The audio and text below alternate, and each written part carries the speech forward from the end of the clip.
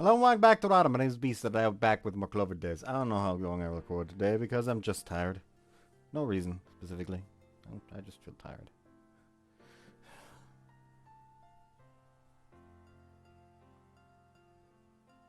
Actually, I know why I had to wake up earlier and call the authorities because bureaucracy is garbage.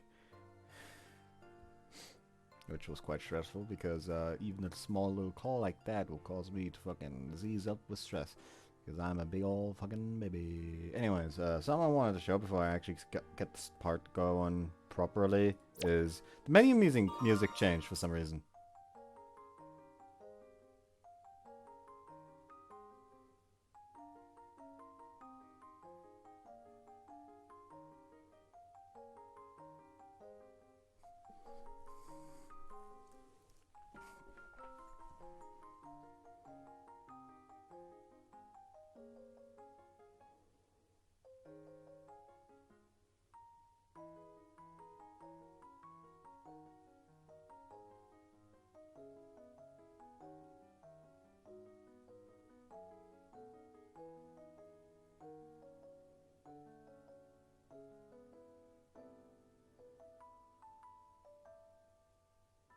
So, now you have an idea of what that one is.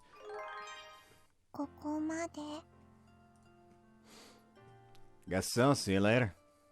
After leaving the school, I walk her back to her home. So ever since school let out this afternoon, we've been right by each other's side.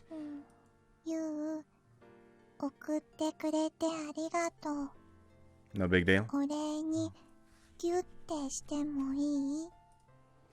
Absolute, no. No hugs. A firm and resolute no. I almost got swept away in the moment, but managed to catch myself. Friends don't hug when they say goodbye.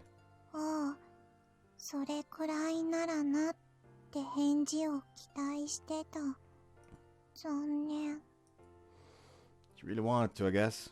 Well, she did jump into my chest that time when I came to pick her up in the morning. And right that very moment...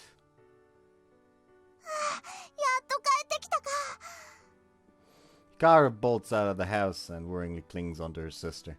She even has a ladle in her arm.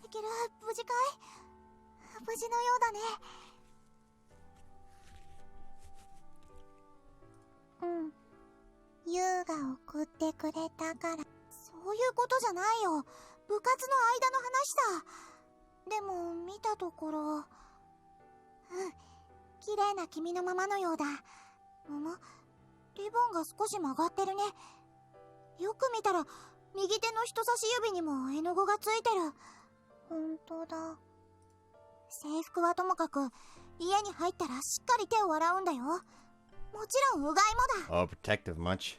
I had a feeling she couldn't even sit still while waiting for Hekiru. If you're that worried, you should have just joined us. Yeah, I see the ladle in your hand. I guess you've been cooking this entire time?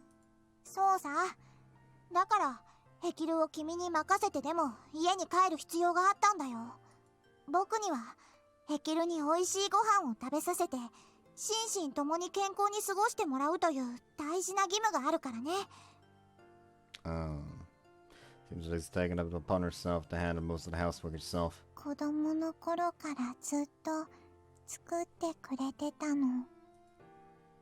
Okay. Did you still cook after you guys moved overseas?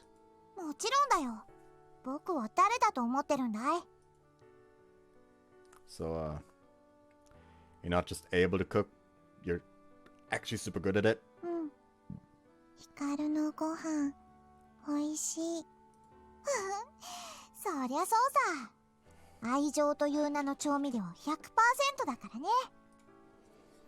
That's the only seasoning you use?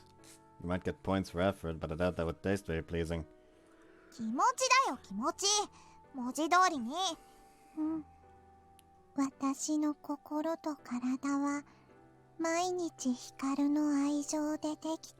A very efficient fuel considering that you sleep through all of your classes.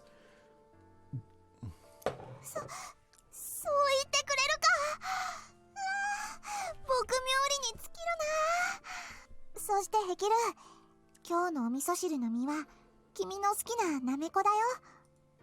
ヒカル、貸し。はあ、任せておいてくれ。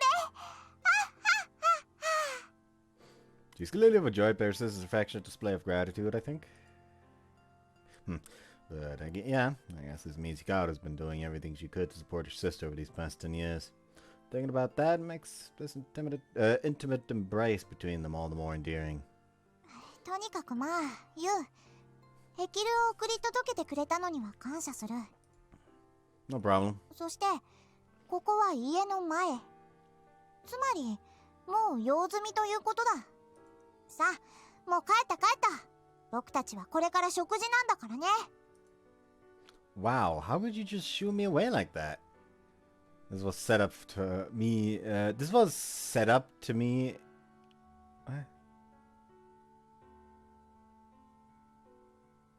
This was setting up to me to be a pleasant goodbye, and she just had to ruin it. What the heck, Hikaru? All right, see you later. 待って、ユウ。Hekiru escapes from her sister's embrace and comes over to me. Need something? ね、また明日。ね。Her smile is as beautiful as a mix of pastel colors on a blank white canvas. Being able to see that to me must have brought her so much. Being able to say that to me must have brought her so much joy. Yep, see you tomorrow, Hekiru. ヒカルもまた明日。Right, see you tomorrow, Hikaru. I raise my hand and walk off. More than likely, there's a big smile on my face as well. Yeah, see you tomorrow.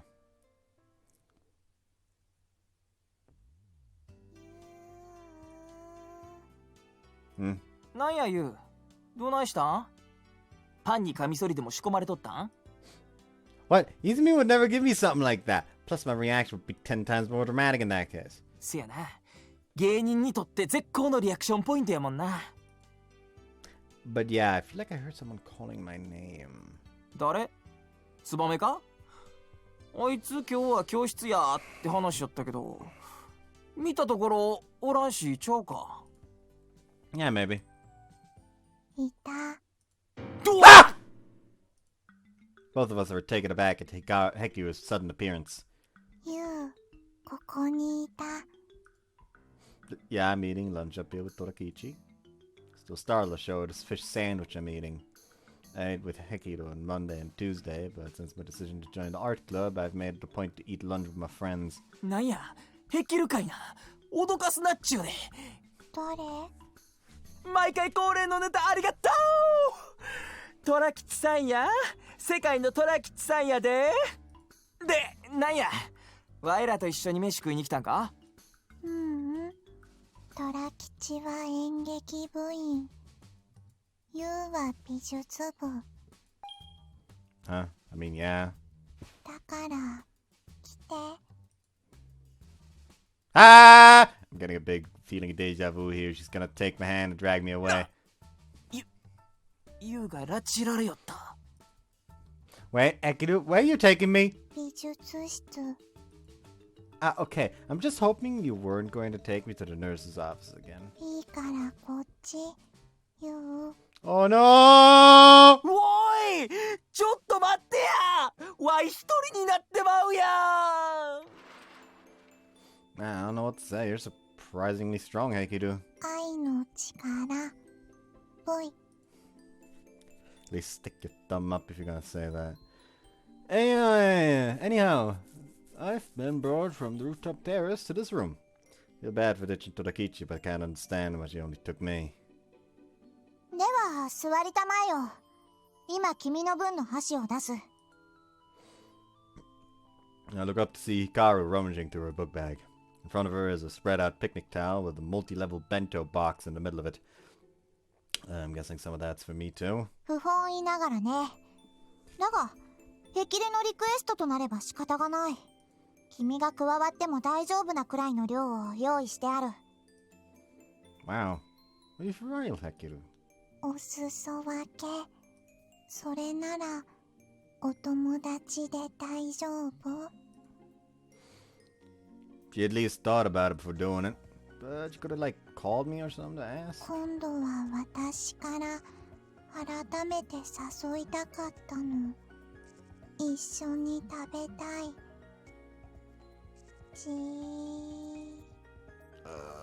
Heki looks at me imploringly. Hold up, that's seriously cute. The way she's looking at me and the fact that she's specifically asking me.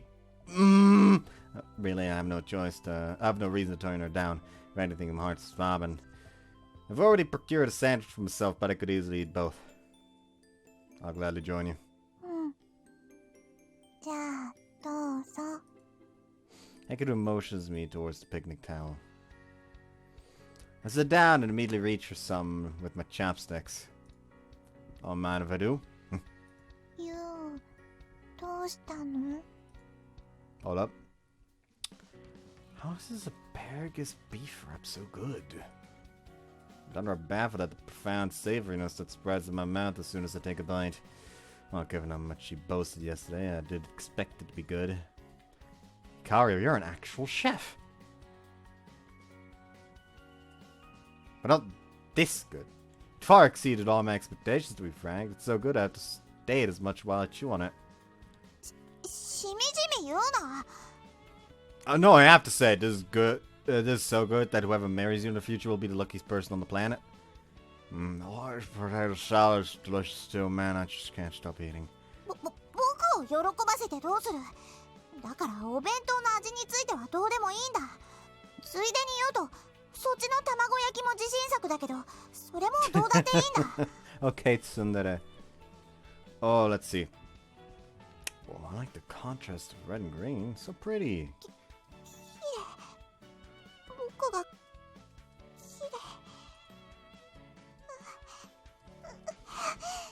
That is obvious in this one specifically. ユウ、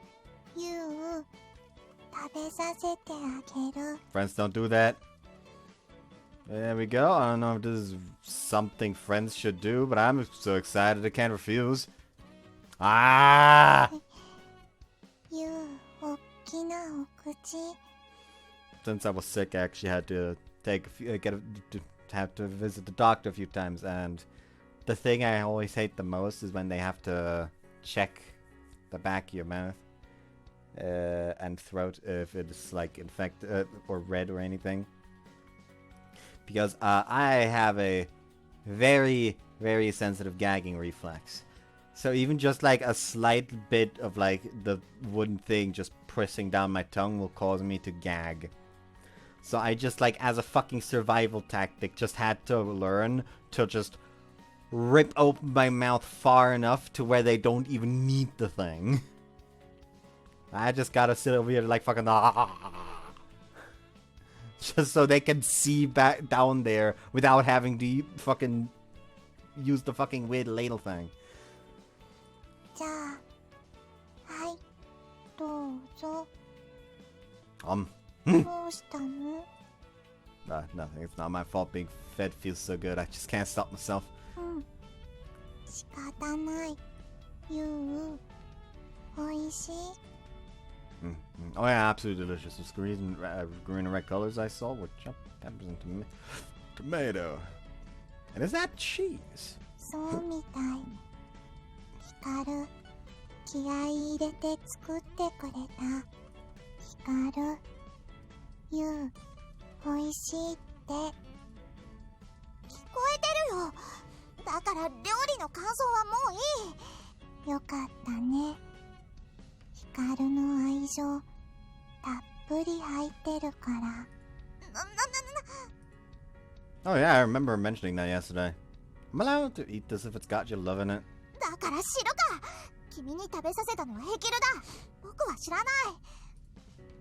Goodness dear, is this poor girl blushing? ヒカル、あんまり怒鳴ると愛情だけじゃなくて唾も入っちゃう。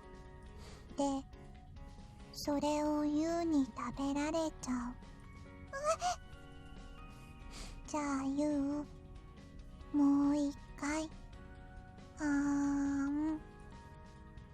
Eating is gonna be incredibly awkward given the conversation, but sure, keep the food coming! いいよね、ヒカル。言ったろ、お弁当の味についてはどうだっていいんだ。じゃあはい、パク。Delicious. Your body fluids taste pretty good, Hikaru. Don't phrase it like that. わざと言ってるだろ君。ゆう、私も欲しい。Sure, I guess I can do that. Alright, Hekiru, open wide, say Oh, no, I don't like that look in her eyes. Wait, what?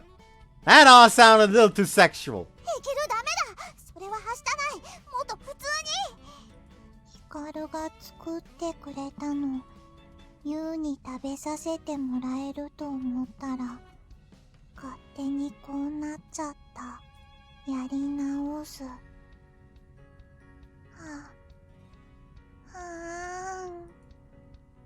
No, it's increasing on the lewdness meter, but I'm gonna keep going. もう知らない。僕も食べる。私も。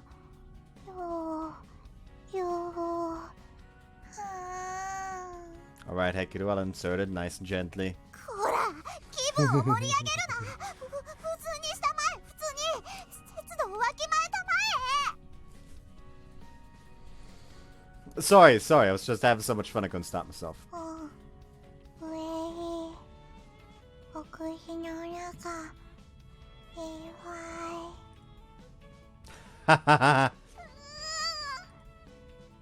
Thus, enjoyed the new experience to the fullest.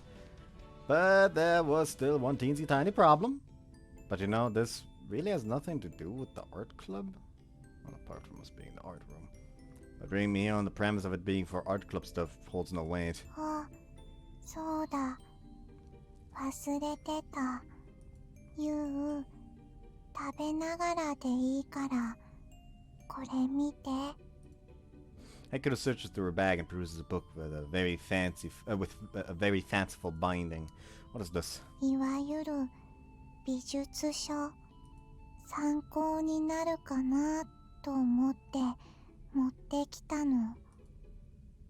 You carried this thick thing with you. Man, that must have been heavy. それはそれ。ユウ見て。ほら見て。She scoots right up next to me without any reservation and opens the art book. いいものを見ながらどういう絵が描きたいか考えてみるの。まず何が描きたいか、それが大事。Oh, this is my third day since joining the art club. Everything I've done so far must have been drawing what I feel like drawing, but this might be the next step. Hekiru must really be thinking about how to help me improve. Alright then. Let's see. Something like this, for example. Point out a sketch of a column.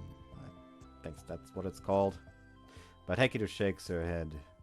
Ow, ow, ow. Your ponytails are smacking me. Is this supposed to be some kind of reward? もう、ユウ、簡単そうなのを選んだ。How could you tell? 私がどういう絵が描きたいかって言った途端、ユウの視線の動きが変わった。それに、これはあんまり良くない。ユウが惹かれたのは、多分、こっち。Oh, you're right. I'm not surprised as it points to a drawing of a cozy family. Drawing which had instantly caught my eyes when I glanced over all of them. However, as Hekiru mentioned, I realized it would be far beyond my capabilities and excluded it. Man, really, how'd you know? 今見た中だと、この絵が一番いい。それに、ユウもきっと好きって感じたの。Is this the keen perception of an artist? He's read into not only my drawing skills, but my taste as well. Well, then again, I guess it was only a hunch by her. 君たち、食べながらと言ったのに箸が止まってるよ。Oh, whoops, my bad. I'll take another one of those meat rolls then. ユウがこの中で一番好きなのはこっちの卵焼き。 Huh? I didn't do it consciously. They're all delicious. 味もだけど見た目も卵の色にピーマンとトマトの色が混じって日本の水蒸気の多い空気の中で不ピシホワのーん What? だから What? ね。 I'm sorry, but I have no freaking idea what you just said. ヘキルそれはさすがに言うにはレベルが高すぎるよ。 You understood that? もちろんわかるとも。君と一緒にしないでくれ。僕は彼女の愛する妹だよ。不ピシホワのーだね、ヘキル。うん。 You're clearly just as confused as I am. Hekiru's sense of perception is so keen that us mere mortals can't hope to comprehend it. Well, that's probably why she's a child prodigy when it comes to art. Anyhow, that was how I ended up spending my lunch break. I'm back. ゆうくん帰ってきた。 Baba notices me and cries out immediately after I get back to the 昼休 classroom. みにまで美術室に行ってたらしいじゃない。そのヘキルに連れられて。Oh, you guys knew where I was. 何を隠そうワイの仕業や。虎吉くんは見た。 Alright, so ever abandoning you on the rooftop? ええね用事が用事や。美術部の用事だったんだよね。 Well, kind of. We looked at an art book and discussed what I'd like to draw. But before that, I was eating lunch that Hikaru prepared for us, and Hekiru and I were feeding each other. But some things are better left unmentioned. It's actually a little embarrassing, so I should probably keep it a secret. はあ、なんやかんやで真面目に取り組んどんやな。ユウも絵を描くとかちょっと意外やったけど。楽しくやってるんでしょうね。そうじゃないなら許さないわよ。 That's a lot of fun. It's kind of like gaining new perspectives on a lot of things. そうなんだ。ならいいけど、私も負けてないんだからね。バイト楽しくやってるわ。あ、私もだよ。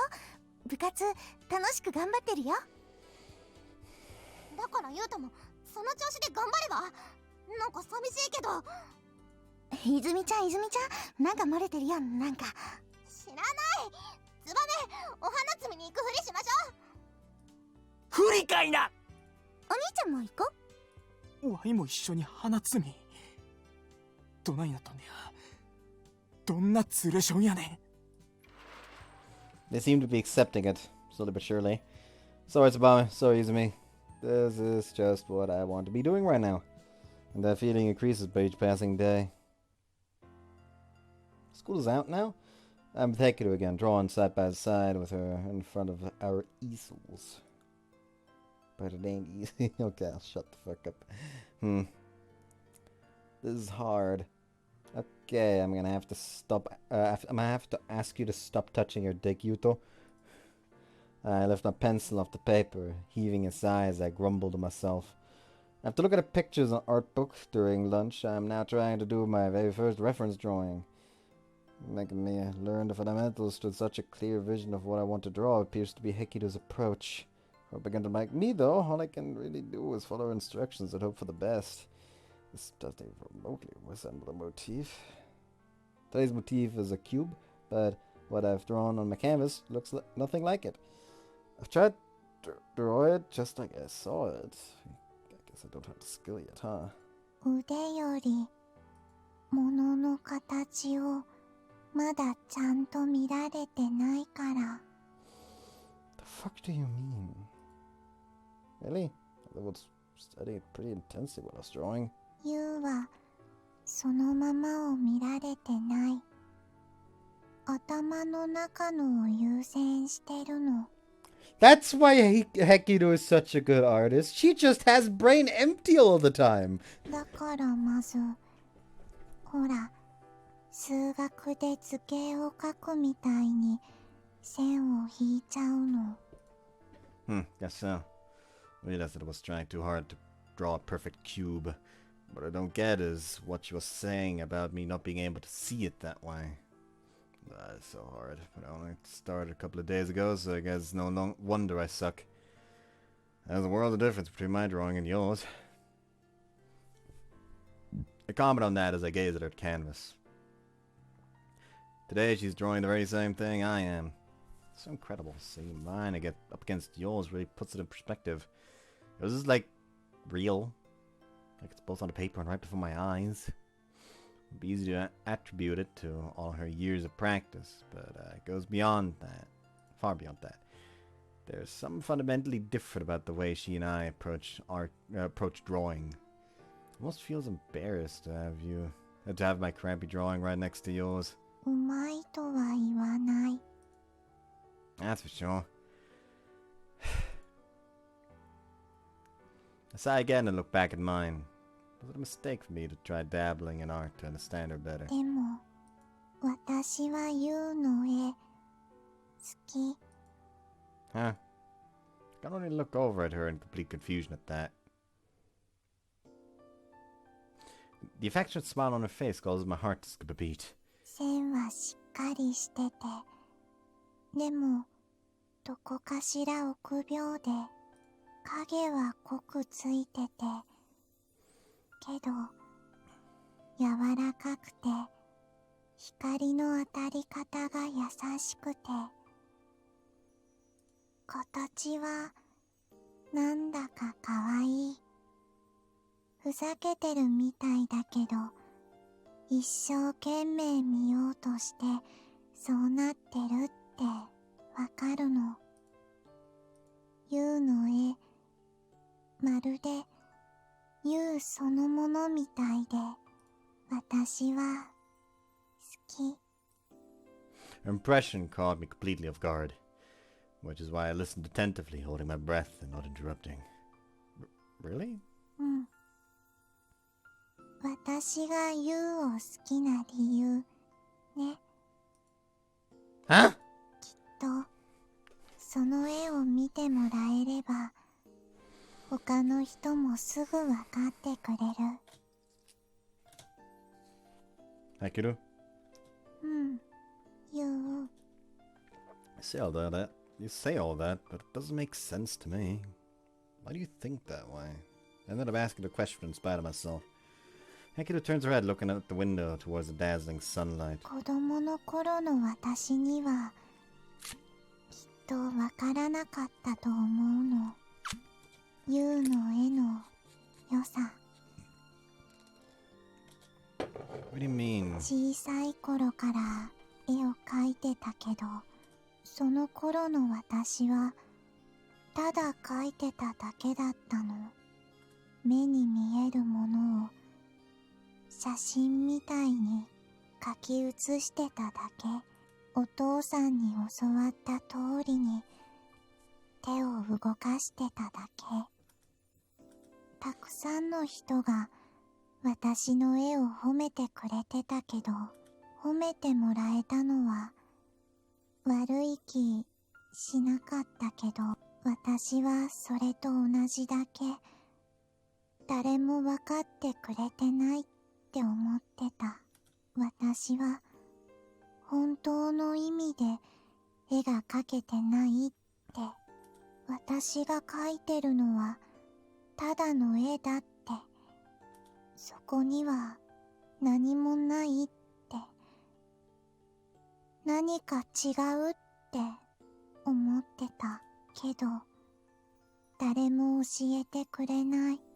誰も分かってくれない。 Hekiru was hailed as a prodigy from a young age. Fucking was nailed as a prodigy like fucking Jesus of Nazareth. Yeah, sure. Jesus fucking Christ. She'd received accolades from numerous adults, yet she felt lacking. Can't understand concretely what was troubling her. And I imagine only Hekiru, being the prodigy, can understand it. けど、私はあなたに出会ったの。 The reason why she felt that way was because she wasn't creating actual artwork. She was just creating essentially photographs in a way, you could say. There was no actual emotion behind it. It was just a reflection of what the reality was, which is impressive in its own way, but it's not really art. Like, even a photograph has emotion in that based on, like, composition that the photographer chose to go with. But based on how she's explaining it, it doesn't even have that. My heart skips a beat again because of her smile and her hushed monologue. 私とは違う妖精が見える男の子。私の初めてのお友達になってくれた男の子。ユウに出会って嬉しいっていう気持ちがわかった。ユウと過ごして自分の心もユウと同じように動くんだってわかった。ユウがいっぱい見せてくれたの。嬉しいこと、楽しいこと、悲しいこと、悔しいこと、宝石箱より綺麗だった。この男の子とずっと一緒にいたいって思った。Hekiru. I could keenly feel my heart beating faster and faster. Never knew Hekiru thought of me that way. そうしたらユウは約束してくれたの。Ah, promised we exchanged that day. Once again, she looks off into the distance. それが10年の間、私を支えてくれたユウがくれたお手紙と一緒に、外国の空は日本と違ってて、くっきりと乾いてたけど、その向こうにはユウがいるんだって思うと、キラキラと明るく、柔らかく、輝いて見えた。何もかもがきれいに見えて、それが嬉しくて、その光の中で絵を描いていたら、前と違うのがわかったの。何かがそこにある。それはユウが照らしてくれてるんだって。だから私の今があるのはユウのおかげ。At this point, she returns her gaze to me. She looks directly at me with those dazzling eyes of hers and smiles. 私にとってユウは光。 Man, my heart's pounding. It's terrifying how fast it's beating, despite the fact that I didn't clearly understand what she meant. Those words shone directly into my heart like rays of sunshine. 孤独を感じてた私を照らしてくれたもう一つの光。 Second, いつも私のそばにいて私を支えてくれる光と、そしてユウ。だから大好き。私はユウが好き。 it was a surprisingly long monologue for Hekiru. I listened intently, saying nary a word.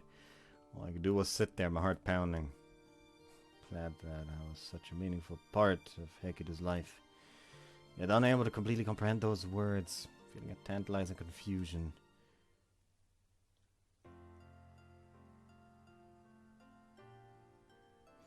See you next week. After finishing up, I escorted Hekiru home again. And for some reason, my beating heart has still yet to calm.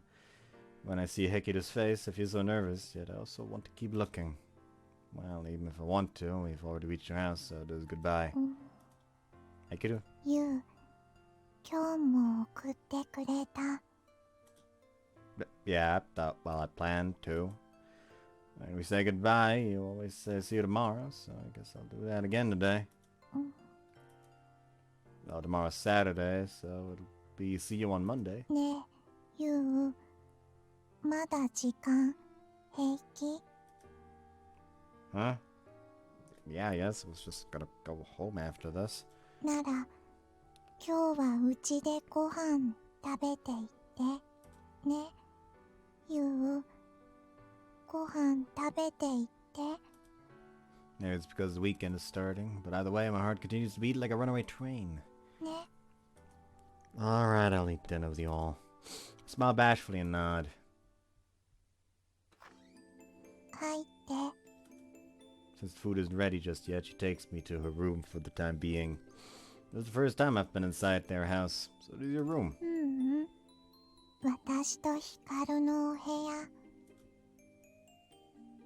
The two large beds sit side by side. They must sleep beside each other every night. Not just in one girl's room, but two. Why, there's not the time to be thinking about that. Deep breaths, Yuto. So I should wait here till Hikaru says it's ready. 待ってて。それじゃあ私はwhat are you rummaging around for? パンツどれにしようかなって。 What?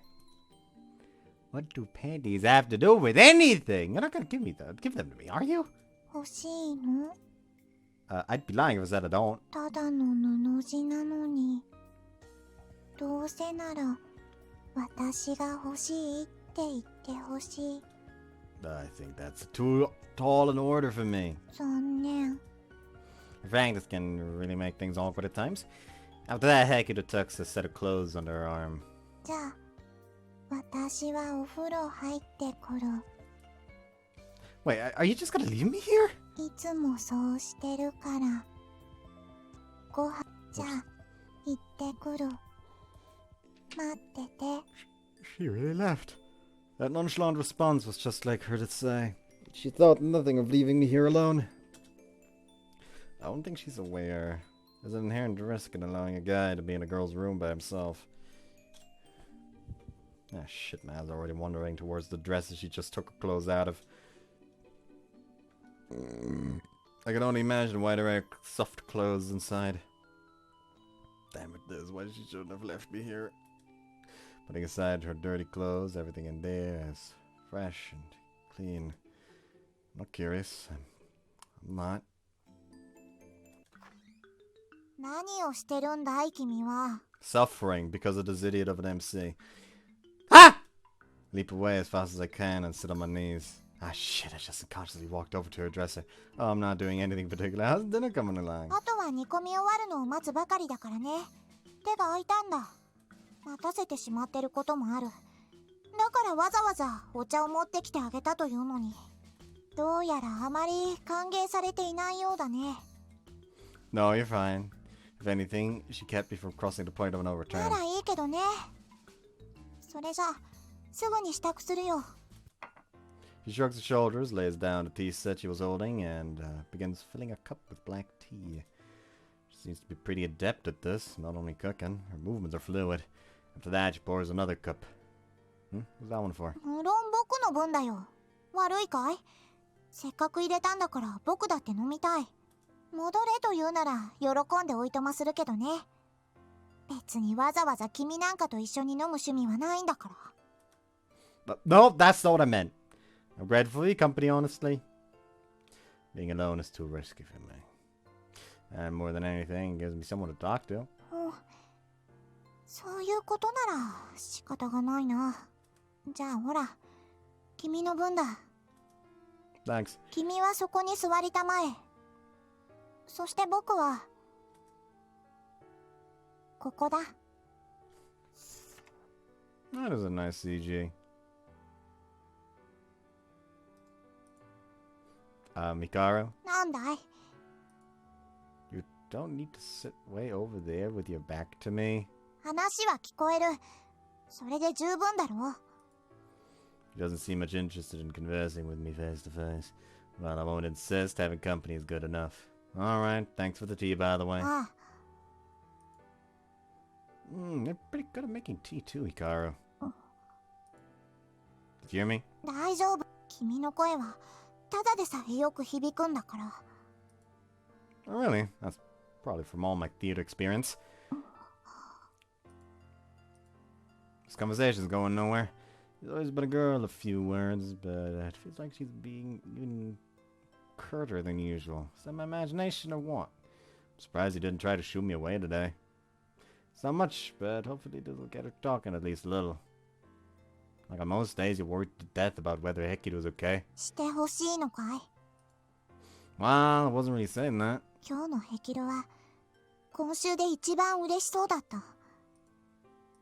となれば僕もこうすることしかできないよ。Hey, Hikaru. ん? I could have said something to me today. That I'm a light in her life. Brought up that subject without really thinking about it. In response, Hikaru hangs her head slightly. そうか。その話をしたのか。それで君はどう思ったんだい?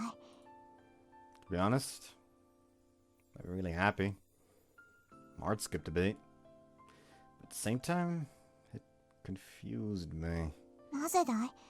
彼女にとって最大級の行為の表現じゃないか。Yeah, and I get that. But I don't know how to take it. Tell me, Hikaru, is she saying she loves me like family? 不満なのかい? 今まで彼女の行為を退けていた君が。That's not what I mean. Like I've told you numerous times before, I want to fully understand her. What exactly are her feelings for me? 彼女は Her tone of voice drops upon us. It's much lower and hushed, as if something is weighing on her. ただ思いに一途なんだ。一途でてらいがない。だから10年前のあの約束だってあんなにも素直に信じ続けられてた。僕とは違ってね。僕は物にこだわらないから。 The whole thing about you two being polar opposites? うん。僕の方も何度も言ってるようにね。僕にとってはあの約束なんて子供の頃のたわごとさ。けどその分だけ彼女にとっては大事な信じられるものだったんだ。彼女の思いとはそういう類のものなんだよ。Hekiru said I was the second light. You're the first and she loves us both. 僕と彼女は母親のお腹の中にいる頃からずっと一緒にいる双子の姉妹。血のつながった家族だ。離れようがない。 Yeah? 君はそうじゃない。だから彼女は焦がれている。信じるのと同じだけ。僕にわかるのはそれくらいさ。 She loves me enough to want to be with me forever. Is that why she wants to marry me? 僕からしたら彼女こそが光なんだ。僕にないものをすべて持ってる。僕には決してできないことをすべて果たすことができる。闇を切り裂いて進む僕にとっての眩しいほどに輝くかがり火。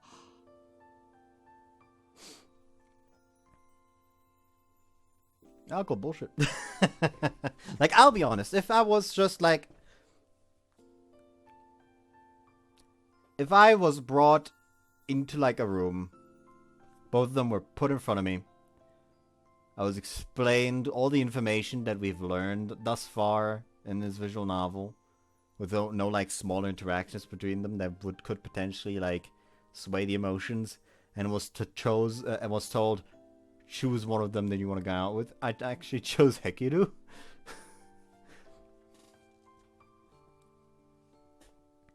Like, yeah, Space Case Hikaru, not Hekiru. Space Case Hekiru is cute and all that. But I like Hikaru a lot more.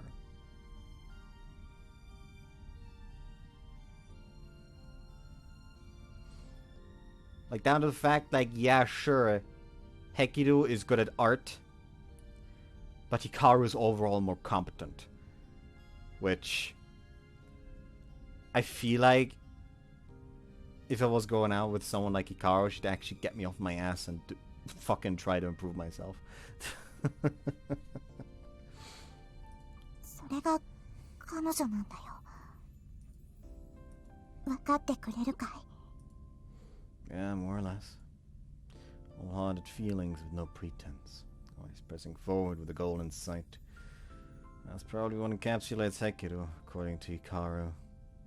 So what I felt was probably a part of that. And if I can face that in spite of everything with joy and respect, yeah, to respond to everything, I think I would add to her. I'll be the one to reach out, not as a light shining through a window, but as the bright sun illuminating a room. Tara hangs her head again. 好きにしたらいい。 She whispers that to me in a hushed tone. When Hekiru returned from her bath, we ate dinner, then said our goodbyes. I gazed upon the night sky as I walked down the sidewalk. I've made yet another decision.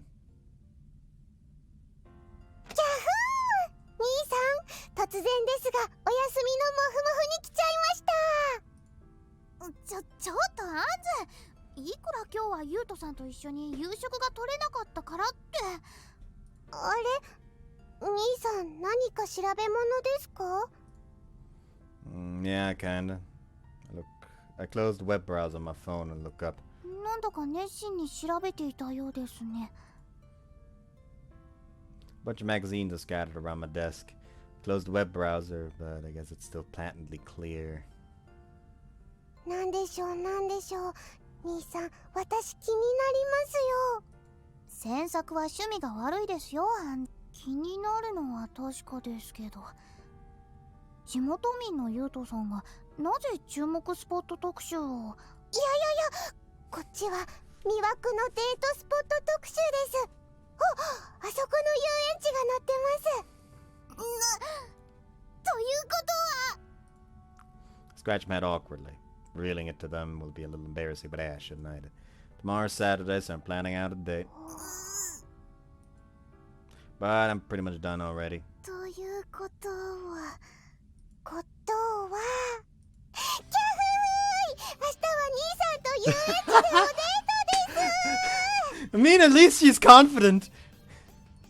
いや、なんでそうなるんですか、アンズ。なりませんか？兄弟でもおデートまでなら OK なんですよ。あ、大丈夫ですよ。ちゃんとアンリも一緒ですから。二人で仲良く兄さんにエスコートしてもらいましょうね。いえ、私は二人きりの方が。ってそうじゃなくて。ユウトさん、お相手はそのヘキルさんですよね。 Fucking like the most hilarious plot twist at this point would be if he's just like, nah, I'm going with Hikaru. Like, not even going with both of them, nah, he just ditched Hekiru and just went with Hikaru. Yeah. いやいやいや、高倉アンズ、隼人治療お喜びで誠にお恥ずかしい次第でしたか。 Well, don't let it bother you, I'm used to it. She's so cute when she's delighted. But I hate that I had to burst her bubble. はあ、兄さん、明日はヘキルちゃんとおデートですか。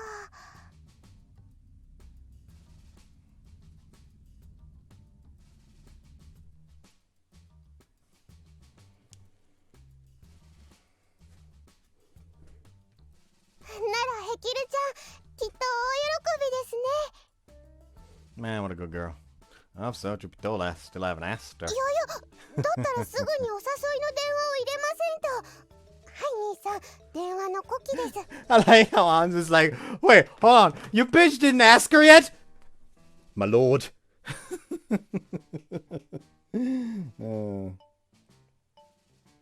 Why is this ad be a thing on YouTube? Finally found another ad blocker that I can use on PC since the ad block I used before got blocked by YouTube. So it just doesn't fucking work anymore. It's not that it don't fucking work anymore, it's just that it also disables the videos, not just the ads. You know? What the fuck?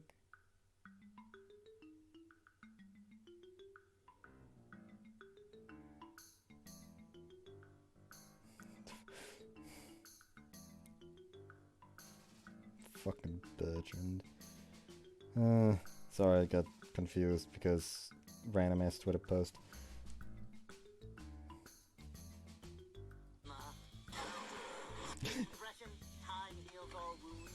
Okay, I just randomly found a meme. Hold on.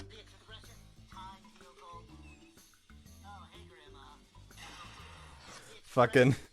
I guess it's like another F. Yeah, it's another. Hey, fighting game meme thing.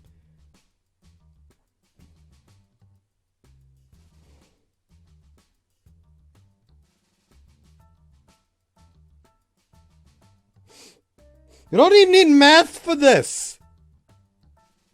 Actually, no, you do need math for this. It's 500.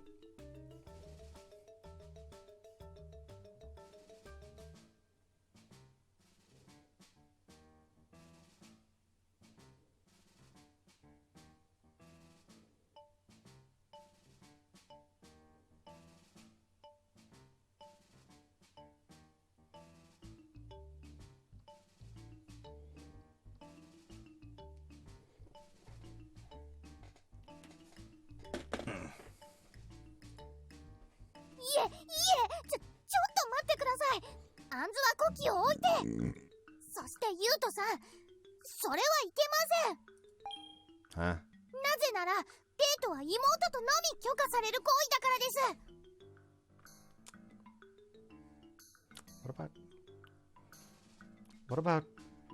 What about only children then? Also, I'll be right back. And I'm back. That's just absurd. Are you telling me all the couples I see out about on the weekends are siblings? そうですよ。知らなかったとは、ゆうとさんもまだまだお子ちゃまですね。つまり、まだまだデートには早いということです。Where is this discussion going on, Liddy? And I get the gist. She clearly doesn't want me to go. However, even if my cute little sister says no, I've made up my mind. And by my honor as a man, I have to go through with this. Right, Prophet Anzu, I have a special duty for you. Yes, sir! Nii-san-gun-san! You are to go on a date with your cute little sister right now. Yes, sir! というわけで、アンディ、まずは2人でお部屋までランデブーですよ。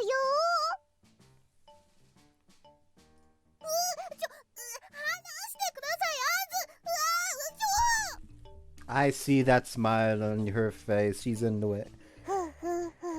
朝まで話しません。 Oh no!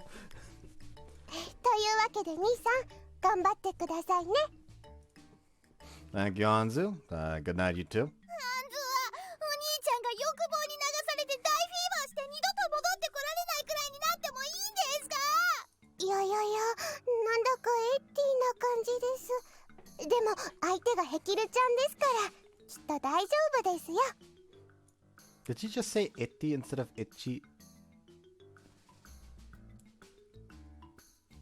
いやいやいや、なんだかエッティな感じです。 Yep. むしろ、ヘキルさんだからこそ、話して。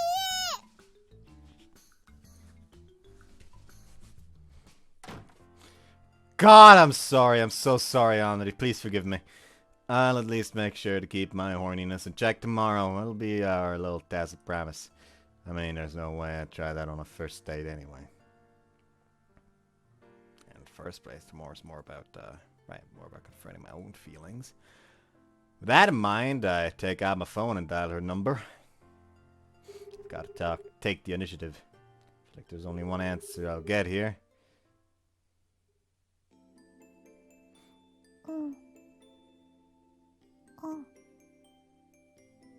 じゃあ、また明日。ずいぶん遅い時間に電話をかけてきたものじゃないか。I'm like trying to see if there's even like the slightest difference between them. Except for their current expression, of course.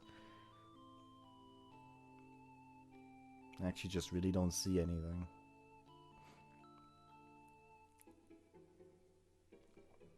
Even the very fucking...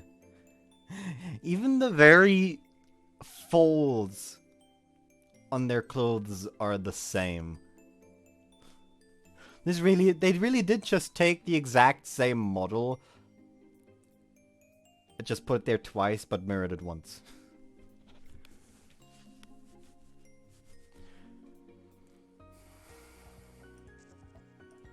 それでそのユウ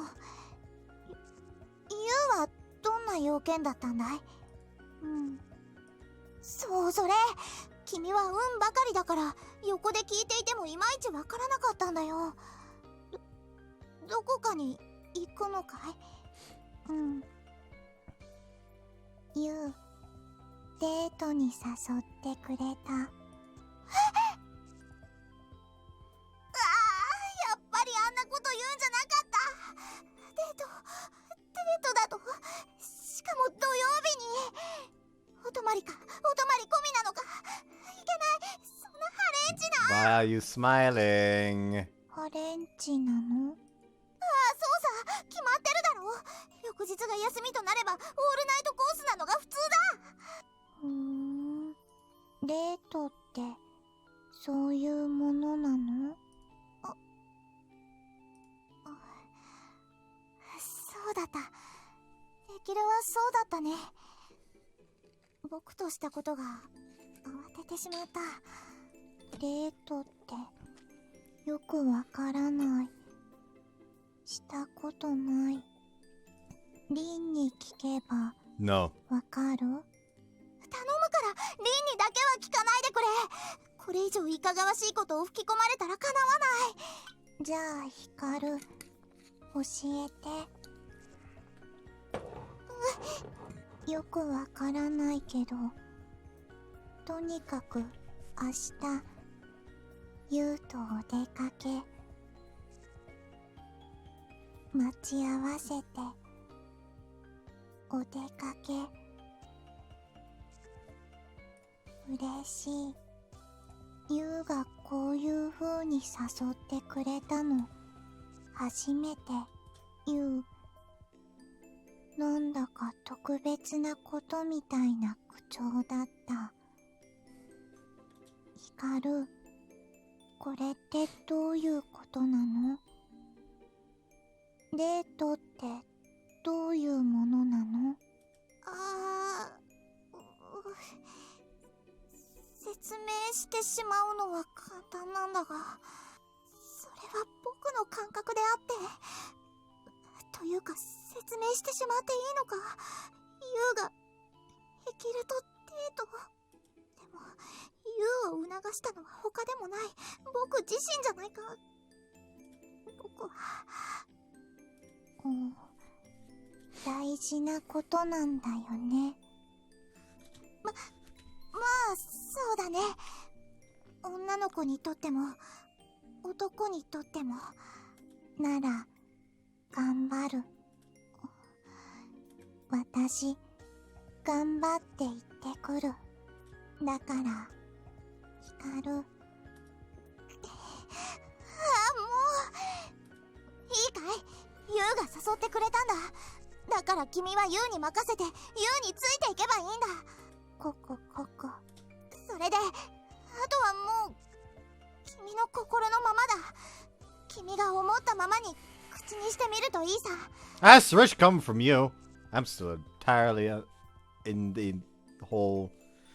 Like, I'm less so about, like...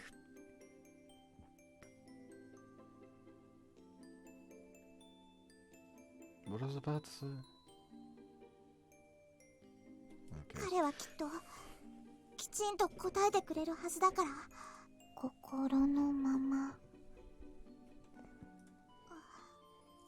僕は一体どうしたいんだ。ヒカル、なんだい？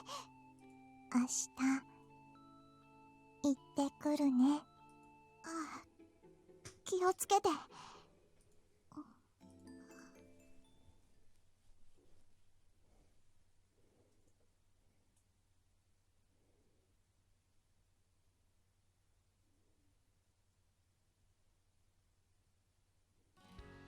We had clear skies with a gentle breeze the next day. あ、ユウ。 Hekiru stands up on her tiptoes when she spots me. Being a Saturday, the train station is seriously crowded, but despite the large amounts of people, I spotted her relatively easily. As odd as that is. I'm not sure if it's her eye-catching beauty or some unique aura she has. Either way, I wave and head over to where she is. Hey there, Hekiru. Did I keep you waiting long? 待ってないけど待ってた。 What the heck's that supposed to mean? 私も今来たばっかりだけど、ユウまだかな、ユウまだかなってずっと思ってたの。 I can tell, she really was waiting that anxiously. That's what makes Hekiru who she is. I have a feeling her excitement has been that high ever since I called her last night. Sorry for calling the day before. You didn't have anything else planned, did you? ポロポロポロ。 I shoot her a question to distract myself from the embarrassment, to which she shakes her head. After that, she peers into my eyes. ユウ、来た。 Yeah, I'm here. Sorry about the wait, Hekiru. I think that silly little exchange made her really happy. Which in turn fills me with joy too. Are you ready to go? 私、ついてこ。今日はユウについてこの。地獄の底まで。 We're not going there! I mean, look, this is more or less a date. 一応。 Alright. This is our first date together. 頑張る。 Today it doesn't really feel like something you try your best at. However, her relative emotionless expression is, in spite of her enthusiasm, is oddly cute, so I'll take it. Alright, so first order of business. Hi there! Feel like we're being watched. ユウ、 That's nothing. Sorry about that, let's go now. Must have been my imagination. Tried searching for places to go on a date, but honestly, didn't get any useful results. We're still in school, so that restricts our options. If I had a car, we could drive to the Bay Area to enjoy the nice night view and stuff. You also don't have a fucking license, probably. そういうのしたかったの？ Nah, it'd certainly be cool, but it's not a big deal. Don't you think something like that would be fun? そもそもあんまり想像つかない。 Right, I do kinda understand why though. ユウが言ってるの、車で競争するんじゃないんだよね。 Nah, just an ordinary drive. Me behind the wheel, you in the passenger seat. I think it'd be pretty fun at least. We'll be walking around town today though, so I guess that's similar enough. And either way, with Hekiru trotting a few steps behind. Well, I want to enjoy this day with you. And I plan everything we'll be doing with that in mind. ユウ、 Notice her gait gets slightly faster. She catches up and starts walking beside me. ついてく。連れてって。私、今日はユウと一緒にいっぱい遊ぶの。 So you feel that way too? ユウと遊びたい。10年間なかったことだから。 I'm glad I thought of this idea then. I'll have to do everything I can to ensure there's a memorable day for her. And we're now at our first stop. We walk to the shopping mall. It's been about a week since we were last here. ユウ、私、ここや秘密基地、もうないんだって悲しくなる。 Yeah, I know, but it's a nice place, I promise. Not many people know, but supposedly the waffles they have there are incredibly delicious. Point out a store with a counter that opens outside. ワッフル。 I haven't tried them myself, but I hear they've got a wide assortment of stuff. Among them are cream and bean jam waffles. クリームあんみつ。 You like bean jam stuff and Japanese sweets, don't you? 好き。海外だとほとんど食べられなかった。 Would you care to try one with me, miss? 試す。すごく試す。ユウと試す。 Alright then, let's go and get some. ユウ、待って。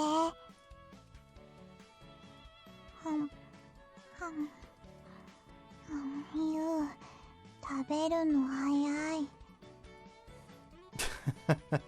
Well, if I don't eat fast, the ice cream will melt. The waffles in questions were literally cream and bean jam wrapped in a waffle that was folded in half. The bounds are sweet and soft with a spongy texture is perfect, truly delicious. However, it was pretty large, which made it hard to eat. Hekiru's mouth is small, unlike mine, and so she was struggling to fit it in there. 本当だ。私のテローンってなりそう。その前に、ペラ。You got some cream on your cheek. 今はそれはそれ。それより食べる。Man, you're really focused on eating that. だって美味しいの。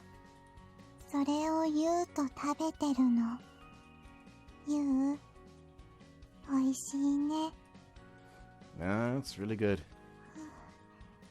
私も頑張って食べる。ユウに追いつく。Smile at her, then eat the last big bite of mine. だからユウ、早い。I wanted to finish mine quickly so I could wipe that cream off here. Pull out a tissue and gently wipe her cheek. There we go. またクリームついたら、また拭いてくれる？ Yeah, sure, I'm done eating, so I can do that. じゃあ私、ゆっくり食べる。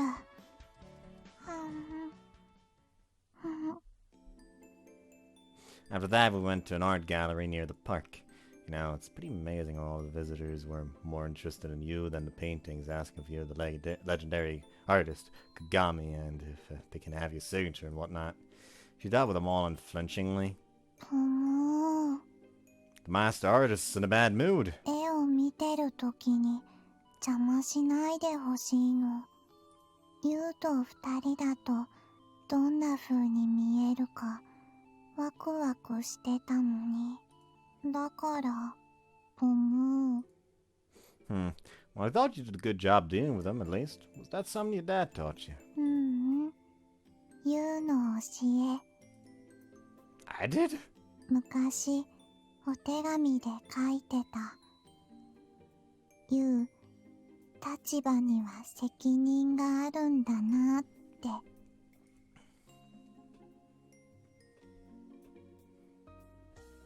I vaguely recall writing something like that. That was back when I was feeling rather unsympathetic towards the responsibilities I had to bear as the heir of the Takakura family. Naturally, I never expressed that disdain to my friends or family, and gradually came to terms with it. I believe I wrote that in a letter to Hekiru. 私は絵が描ければよかったから、画伯とか呼ばれていろいろするの嫌だったけど、ユウのそれを見て思い直したの。ユウが頑張ってるなら、私も一緒に頑張ろうって。そのおかげ。It's embarrassing, but it also makes me happy. Oh, I guess I'm glad I sent you those letters now. ユウ、お手紙でもいっぱい私のこと支えてくれた。お手紙も嬉しかったけど、離れ離れだったから、今はもっと嬉しい。Thank you. ユウ。Man, we've got a good thing going here. We're meshing little by little, the cogs are starting to turn, and the sound between us is budding. Alright then, let's move on to the main event, Hekiru. We're gonna have a blast. Take the lead and she follows close behind. He's already adjusting to walking only half a step behind me while leaning forward. ユウ、本番はどこに行くの？ Well, I'm glad you asked. Ta-da! This is it. わ、Well, it's as standard gets. I figured this would be a great place for us to play at. We're at the town amusement park. Yeah, it's not as extensive as a theme park, but it feels jam-packed with all sorts of fun things to do. 定番なの？私、初めて。Oh wow, are you talking like amusement parks in general? 遊園地なら、海外でいくつか行ったことある。けど、ここは初めて。Ah, okay, well you just moved back, so that's understandable. ユウは、ヨシオミに連れてきてもらってたの？ Nah, not with him, always with my friends. 私、お友達。Yep, so let's go have some fun. うん。ユウ、連れてきてくれてありがとう。嬉しい。Oh, I can see a faint smile forming on her face. It's very hard to make out though. Still, I can tell she's happy. Could be a difference in the way I see her. Regardless, I'm tickled pink from happiness. Alright then. What was that? I just heard some odd noise. ユウ？ I'm sorry. It's nothing. It's my imagination, really. Something similar happened at the station. Well, anyway, let's get going, shall we? うん。行く。ついていく。行きましたね。やれやれ、危ないところでした。一瞬見つかっちゃったかと思いましたもんね。駅に続いて兄さんの驚異の勘に一同冷や汗です。しかし、さっきもまた随分といい雰囲気だったね。あんな見つめ合ったりして。兄さん、なんだか照れくさ嬉しそうでしたね。ヘキルちゃんも嬉しそうでし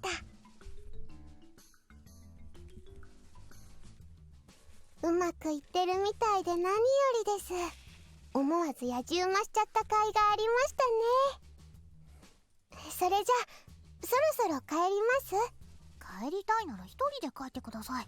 私は以後もこの尾行オペレーションを続けます。いやいや、アンリたらすっかり女スパイかストーカーさんです。Less female spy, more stalker. 当たり前です。デートなんて妹の私を放置して。勉強の時間は部活に割いたんですから、休日の時間くらい妹に割くべきなんです。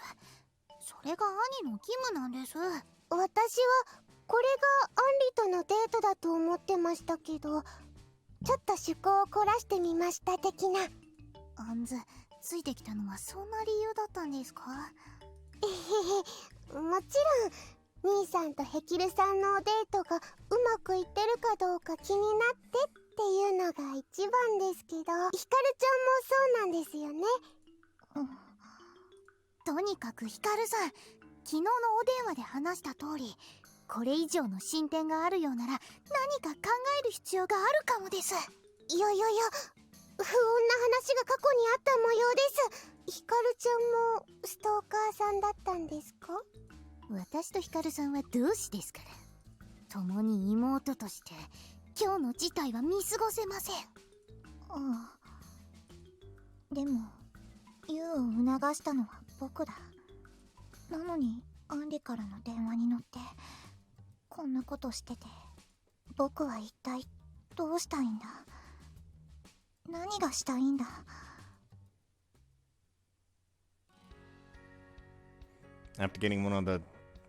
After getting off one of the rides, I turned to Hekiru. You're not too wet, are you? That ride just plunged straight into the water. 突っ込んでた。爆発したみたいだった。思ってたよりすごかった。Looks like you didn't get wet. That's good. It's way too cold after that. うん。私大丈夫。あ、でもユウの前髪。Oh yeah, I guess I did get a bit wet myself. 私、さっきのクリームのお礼する。 She takes out a handkerchief, stands on her tiptoes, and reaches out. Don't worry about it. いいの？じっとしてて。ユウにしてもらったから、私もするの。Alright. It's a little embarrassing, but I decided to just let her do it. Like the Preem incident, though, I'm not doing anything myself. So I unconsciously find myself staring at Hekiru's face, which is directly in front of me. As always, those eyes of hers look somewhat vacant, but as pretty as jewels. Well, it's not just her eyes. She was extremely cute when we were kids, and now she's grown into a beautiful young woman. She'd be much more attractive if she just showed some emotions on her face. 動いちゃダメ。 I'm not. もう少し。あ、 Whoa! She leans forward a teensy bit more, causing her to lose her footing. She falls towards me and I catch her on reflex. You. She's now mere centimeters away from me. For a moment we simply stare into each other's eyes. いやいやいや。そんなことを。ここで一気に急接近です。じゃあ、ヘキルさん大胆です。何をはしゃいでるんですか、アンズ。これは一大事ですよ。どうしましょう、ヒカルさん。尾行がバレてしまいますが、飛び出して二人を止めますか。いやいや、兄さんがそっとヘキルちゃんの肩を。なんですって。何をやってるんです、本当に。それ以上。まったくだ。本当に何をやってるんだろう、僕は。これじゃヘキルの身の安全を守るためというより、むしろその逆だ。まるでヘキルに。アンリには悪いけど、やっぱりユウとヘキルがくっついた方がいい。そうすればこれはきっと振り切れるはずなんだから。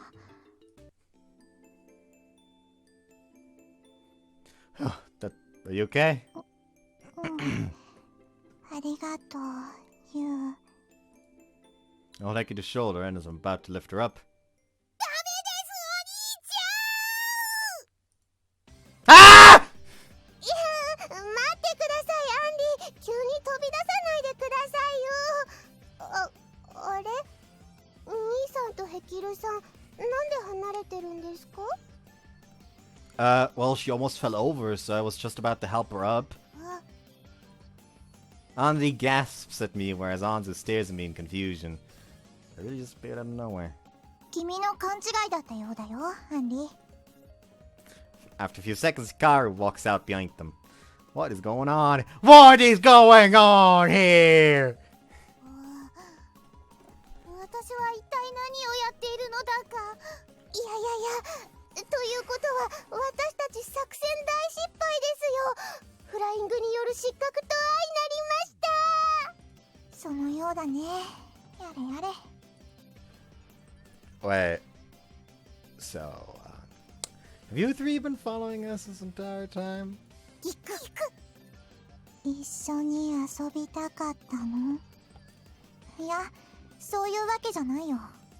僕らは3人で会っていたんだが、ふと君たちがうまくやってるかどうか気になってね。聞けばユウは昨日部屋でデートコースの算段を立ててたそうじゃないか。 Huh? Oh, as I was. なのでその中の遊園地をとりあえず覗いてみたら、ちょうど君たちがいたってわけさ。そのままつい物陰から見守ってしまってたんだけど、ヘキルと同じくアンリもちょっとつまずいてしまったようだね。分かってもらえたかい？ By all accounts, she's going to insist on that story, it seems. 冷静になってみれば本当に私は何をやってるのだか。まったくだ、僕らは本当。そういうわけで私たちはもう行きますね。お二人はどうぞごゆっくり。アンリ、ダッシュです。失礼しました。じゃあそういうことで、あまり遅くならないうちに帰ってくるんだよ、ヘキル。うん。 The two of them dashes off. 様子わざわざ見に来てくれてたんだ。 So it seems. I won't question them any further. Truth be told, they've probably been following us this whole time. Anzu out of jealousy and Anzu out of pure curiosity. But at least the Mr. Hikaru was with them. Age was just concerned, like she said. それくらい大事なんだ。 Anyway, are you ready to go on the next ride? え、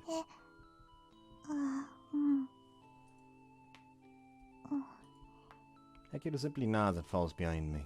I'm a little bothered by the fact that she's further behind me than earlier, though.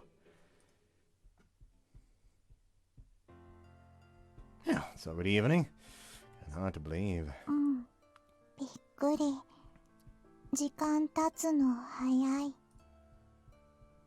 After our sisters left, we had lots of fun riding all sorts of rides. As the saying goes, time flies when you're having fun. The evening sun is already shining upon us. Want to stay a little longer? We can stop at the rides and just walk around a bit. わかった。ついてく。I'd be happy if you walked beside me. I don't know if it was from the frustration of being interrupted or some other reason. Anyway, I decided to throw out that suggestion. それもデート？ That is. じゃあ、並んで歩く。私もそうしたい。That's great then. なら、私もよかった。 Alright, let's go. I'll be right back again. Alright, I'm back again. Alright, let's go. I don't remember if I fucking read that or not. All she did was go from walking a step behind me to walking right beside me. But that alone has a massive effect on the mood. It's definitely much better. 並んで歩くの？ Yeah. Feels like we're walking together. 私、ユウといる。大好きなユウとデートしてる。 Her voice is tinged with emotion. She's directly beside me. Her pretty hair, eyelashes, and the line of her cheeks glitter in the evening sun. I'm a little captivated. Nothing. What's wrong? ユウ、きれい。 What? I am? 夕日を受けてキラキラしてる。ねえ、ユウ、聞いてもいい？ Yeah, what is it? あのね、どうして今日デートに誘ってくれたの？ Why? 私、よく知らなかったけど、それが大事なことなんだっていうのは、今日のユウの感じだけでもわかる。だから知りたいの。こんなの初めてだから。どうしてユウはこうしてデートに誘ってくれたの？ She looks straight at me with those gem-like eyes of hers. I feel like I'm being mesmerized, but I don't mind. So I answer honestly. I wanted to give you a proper response. I guess there's something I haven't told you before. I want to respond to your feelings for me. Just being on the receiving end of everything didn't really feel right. I mean, we can't get anywhere until that happens. So it took so long for me to take that first step to get us on even footing. Huh? Thump. My heart begins pounding. And after hearing what I had to say, Hekiru's eyes boggle and she immediately blushes. I'm at a loss for words too. My face is probably just as red as hers. Thump, thump, thump. She's like, well, the only two people in the world right now. And the sound of a beating heart is the only sound I can hear. Is that my heart or is it hers? Can't even tell that anymore. So I stand there silently staring at her face.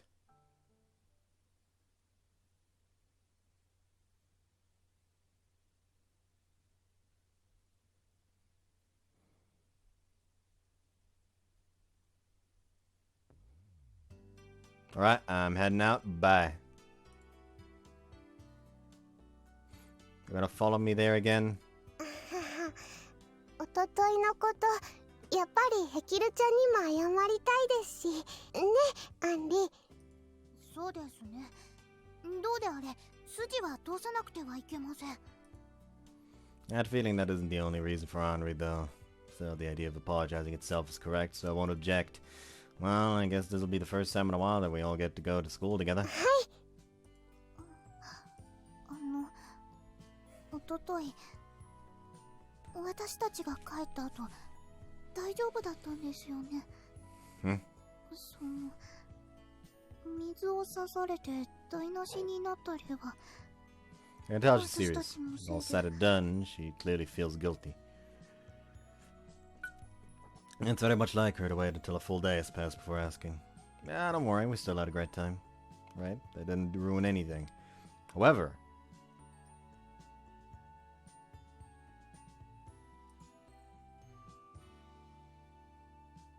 Yuto-san?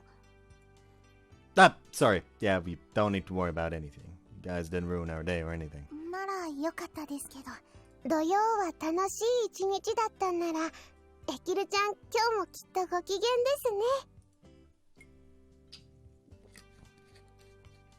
ね。After that, we said virtually nothing to one another till the sun set and I took her home. Honestly, it was more like we couldn't. But it wasn't because we had nothing to say, it was quite the opposite actually. The nervousness and restlessness even persisted into yesterday. Thanks to that, a whole day passed without me being able to see her. And to make up for that, I want to see her face to face. Saturday was a step forward. I have no doubt about that. I hope we can look back on our date from Saturday and share a smile. Then she's read. Hey there, Hekiru. Hello to you. Hekiru was waiting in front of her house with Hikaru. Didn't do this last week. Thinking it could be a result of our date, I feel a little happy. Well, if you're ready, let's...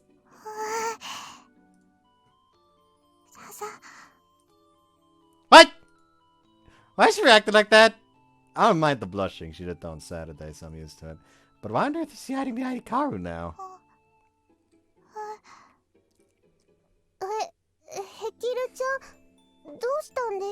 Okay, that is actually kind of adorable. She's like all attack, no defense. 私どうしたの？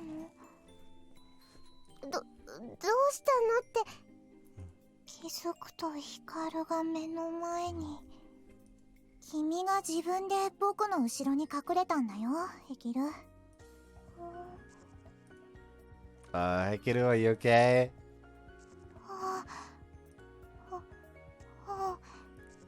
私、平気と言いながら、どんどんヒカルちゃんの後ろに隠れていきます。Hekiru? Hekiru? Are you seriously alright? ヘキルさんだと思うと非常に考えにくくて、まさかとは思うんですが、いえ、普通に考えれば他にないとも思うんですが、でも、ヒカルさん、そういうことなんですね。どうやらそうらしいね、これは。What is it, Anari? 教えてください。ヘキルちゃんどうしちゃったんですか？つまりヘキルさん、ユウトさんと顔を合わせるのを恥ずかしがってるんです。What? Hekiru embarrassed? 信じられへん。まさかマイペース魔人のヘキルが。ヘキルちゃんがユウくんの顔を見て恥ずかしがるなんて想像できへん。I don't blame her. It definitely seems impossible until you witness it with your own two eyes. Given the shock that both of them responded with, I think it's safe to say that nobody pegged her as the bashful type or anything close to it. I know, I'm just as surprised as you. I never expected this to happen after just one date. ヘキルがあんたの顔まともに見られなくなるようなことを昨日したんじゃないでしょうね。 What? 具体的には無理くりいけないとこに連れ込んでずんどことか。やめて、そんなの言うことじゃない。 I don't say in the first place I did nothing like you're suggesting.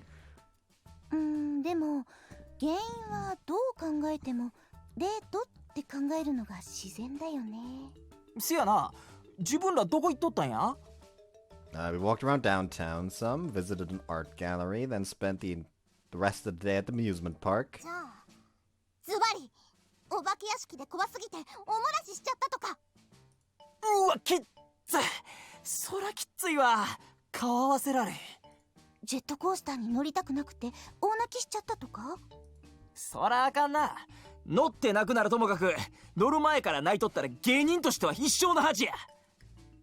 もっと単純に迷子になって園内アナウンスで呼び出されちゃったとか。それよ。そんな目にあったら私だったら恥ずかしくてユウトを殺して私も生きてられなくなるわ。自分めっちゃ物騒やな。無理心中やん。リュウくん、正解は Definitely not the crazy crap you guys are talking about. It was something a little more complex than the go-to answers they've been shouting out. Saturday was just... I wanted to respond to your feelings for me. Just be on the receiving end of everything didn't really feel right. Sorry it took so long for me to take that first step to get us on even footing. Huh? It was clearly that exchange we had. What we were doing was walking side by side and having a conversation. I was pretty caught off guard when she first blushed, too. Maybe she misinterpreted what I said to mean something entirely different. ちょっと何小声でブツブツ言ってるのよ。心当たりあるんだ。ならユウくん、ひょっとして狙ってたりしたとか？ No, I was... That moment I noticed something. Hekiru's here. I don't know when she got here, but she's here. She's peeking in from the hallway, and it's just so coincidentally seeing me surrounded by Tsubame and me. Why she's not coming in? Something about that bothers me. She just casually walks in here out of nowhere, take my hand and drag me off somewhere. But today, all she's doing is watching me from afar. Hekiru? I'm compelled by an overwhelming feeling that I need to go over to her, and so I get up from my seat. You... Sorry it took me so long to notice you were here. You... 私に気づいて廊下まで出てきてくれた。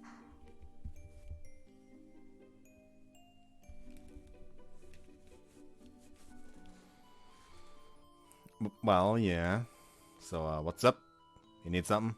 その朝はごめんねって言いに来たんだけど、私変なの。またユウの顔が見れない。 Wait, hold up. What is this? Who is this adorable girl? She was the one who came to see me, yet she's so too bashful to look me in the eyes. At the fidgeting! Hekiru? あんなに赤くなってかわいい。別人や。ああ、マジで別人や。ヘキルが、あのヘキルが。There's definitely her. I can tell this is a direct result of what happened on Saturday. But does that mean what I think it means? What I think it does? I mean, it has to, right? 私、帰る。またね、ユウ。 She stares at the ground to hide her flushed face and trots off. My heart is already pounding like crazy. The things I said on Saturday did something. They changed something in Hekiru's mind. And now I've become overly conscious myself. Why don't we go eat lunch with everyone on the roof terrace? ユウとお昼食べる。 I don't know why me taking off the mic jacket just made me remember that one clip from a Lythera video with fucking Gogeta.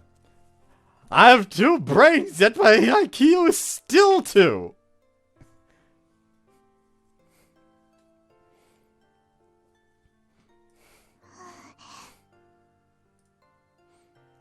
Right, let's get going then.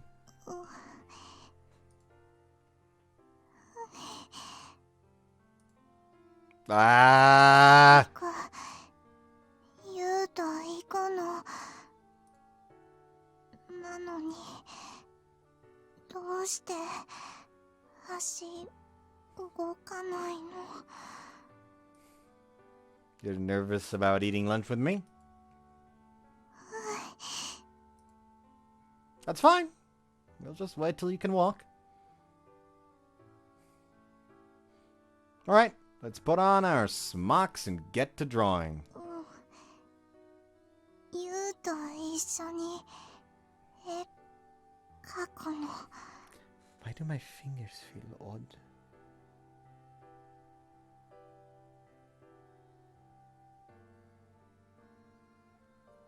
It's like suddenly the skin here, just here, is like a millimeter or two too short. So just doing this makes it feel like the skin is being pulled forward. Weird. 一緒に。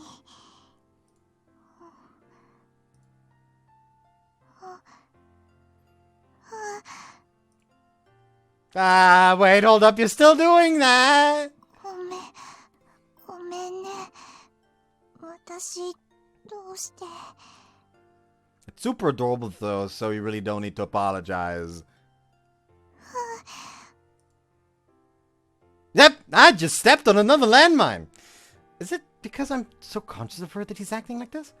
Hearts just hasn't been able to take it.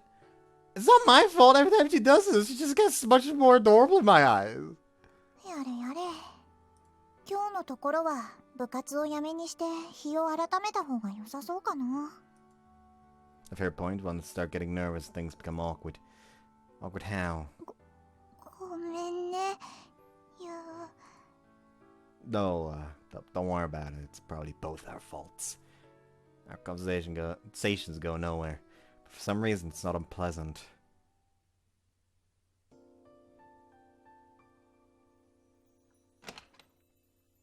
ただいまーっと。ヘッキーにヒッキー、おじさんのおかえりよーって、どうしたの？おかえりリン。いや、なんていうか。リン、私、変なの。あれが来ないとか？もしくは来すぎてるとか？ユウも。ユウちゃんも？それじゃああれじゃないか。ってことはどれだ？とにかくこのいやらしいおじさんに話してみなさいな。別にごちゃごちゃのままでもいいから。ユウ、私の気持ちをちゃんと受け止めに来てくれるって言って。おお、土曜のデートの時ね。今まではただ私が伝えなきゃってしてたからびっくりして嬉しくて、そうしたらユウの顔見れなくなっちゃって。 In a way, you can say now, like that moment is where the actual like romantic feelings began. Beforehand, it was more a thing of I promised with him, and because of that promise, we'd be able to be together forever. And it's not like a romantic thing; it's more like I want to stay with this person. And so that's why she wants to get married. But at that moment, it's it developed into an actual romance proper. Like maybe there were like scattered feelings beforehand, but that's where they coalesced essentially. そうしたらユウもなんだか目をそらすようになって、どうしよう、ユウにアピールしないと結婚してもらえないのに、ユウちゃんと受け止めてくれるってできないの。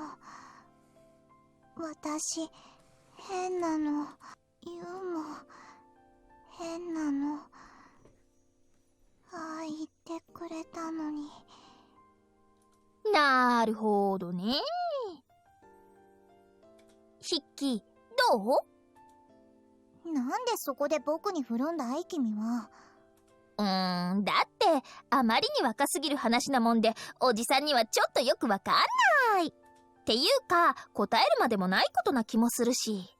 そんじゃあ私ご飯にするわね。ヒッキー、あとよろしく。ああ、もったく、引き出すだけ引き出してとぼけるんだからアリンは。ヒカル、どういうことなの？いいかいヘキル。君のそれはね、女の子にとってとても大切なことなんだ。君はようやく自分の中のそれに気づいたんだ。自分だけのものじゃないと気づいたから。だから今の君が芽生えたんだ。ここまではいいかい？例えばだ。君は今ユウの顔が見られない。それはユウの顔が見たくないということかい？ポロポロポロ。じゃあ簡単じゃないか。君は結局ユウの顔を見るしかない。だって君はユウの顔が見たいんだから。女の子にとって大事なこと。恋だよヘキル。恋。これが恋。私ユウに恋してる。本当の意味でユウが好き。ヒカルにはもう芽生えてた。僕のはもう枯れたよ。だから君に芽生えたのかもしれないね。なんせほら僕らは鏡合わせだから。なら私頑張って育てる。いい子だ。ならきっと大丈夫。ヘキルならできるよ。なんて言っても君には日の光が降り注いでいるんだから。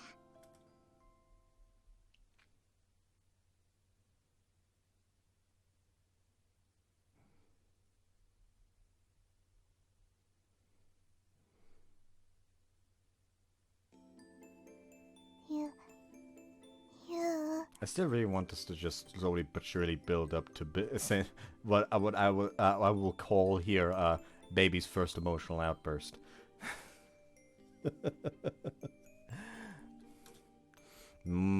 Hey, what's up, Hekiru? Can I sit next to you? 隣に座っててほしい。Before I knew it, we were already halfway through the next week. New week. For the first day or so, things were awkward and we didn't know how to interact with one another. But as the days passed, we grew more comfortable. And with that came...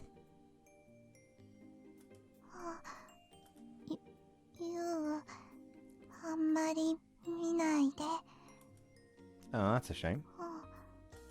嫌じゃないの。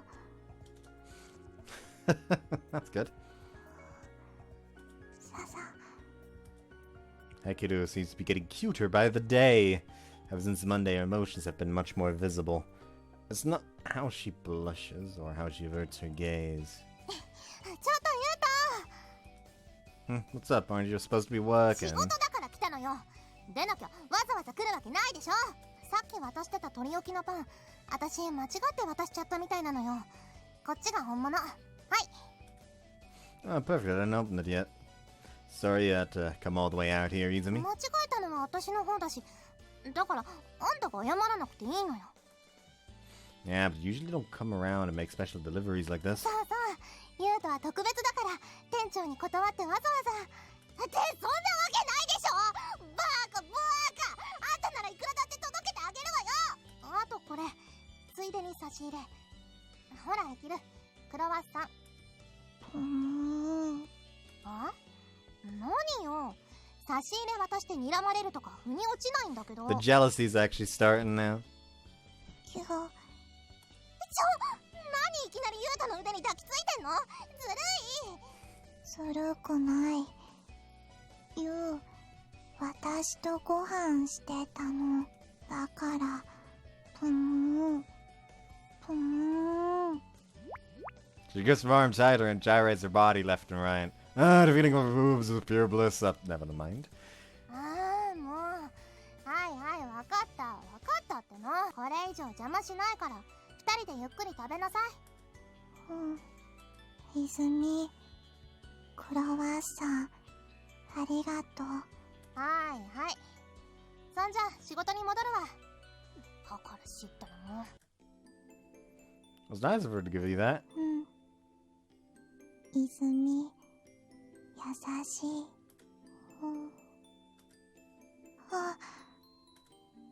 Having finally realized she's still holding my arm, she blushes and gets off. She is not just feeling embarrassment and getting flustered, she's also getting jealous.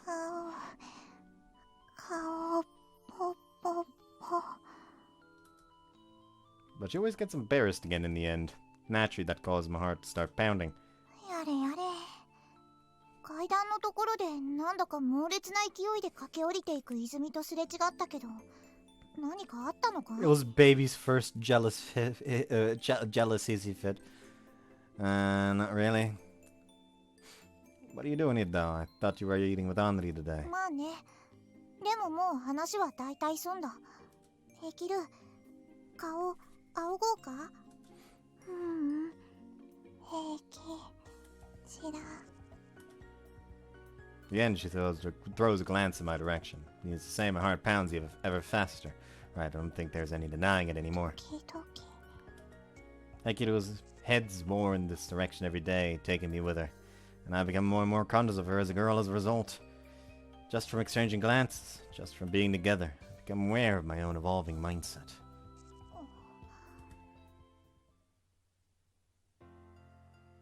It happens during art club time too. うん。だから、そこはそんなに塗らないの。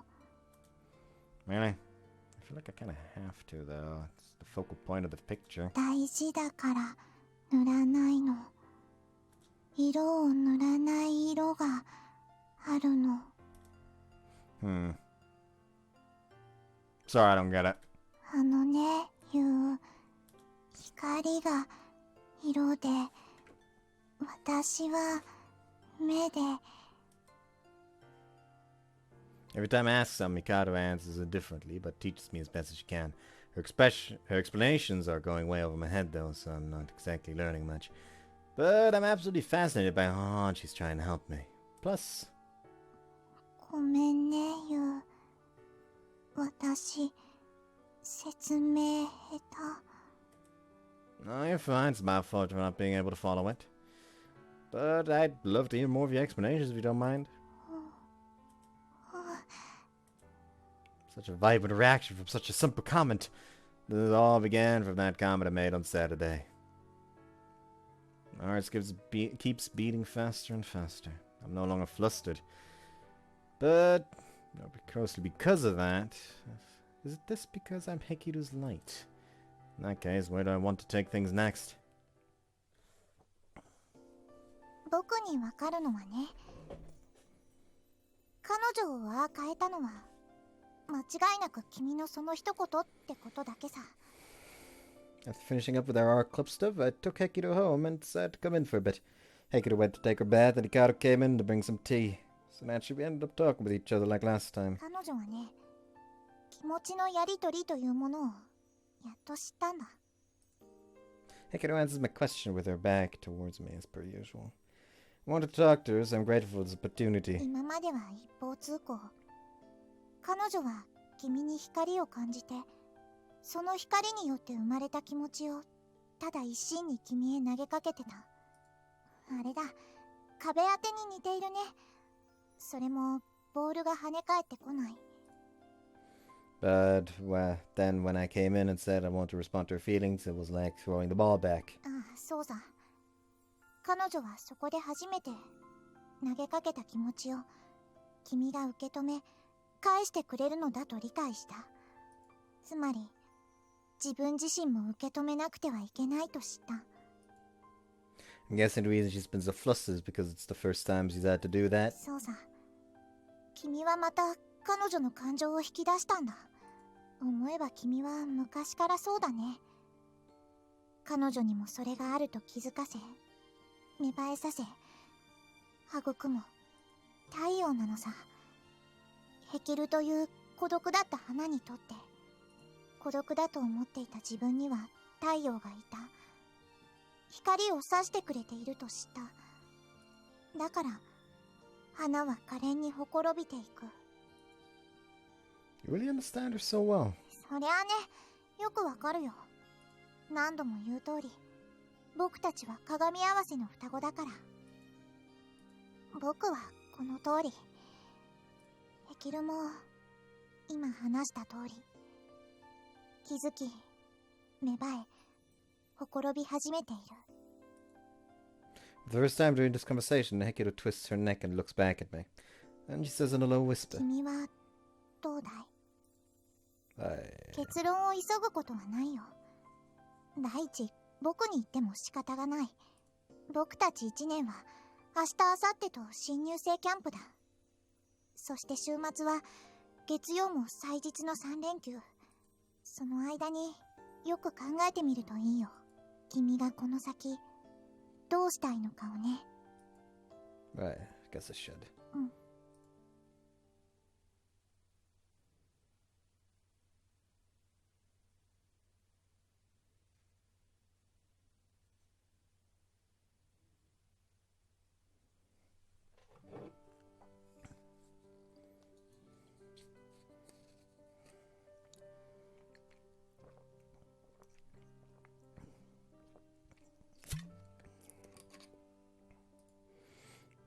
Saturday is here, marking the first day of our 3-day weekend. Hekiru and the other first years went on their overnight camping trip a few days ago, as Hikaru touched on. The point of the trip is to help them get ready for their first tests at the main school, essentially. That time is allowing me to sort out my own feelings. With that in mind, I've decided to take a stroll around town, going wherever my feet take me. This is when we first saw each other again after those 10 years. The first place we met as kids, if memory serves me, was in the hallway of my house.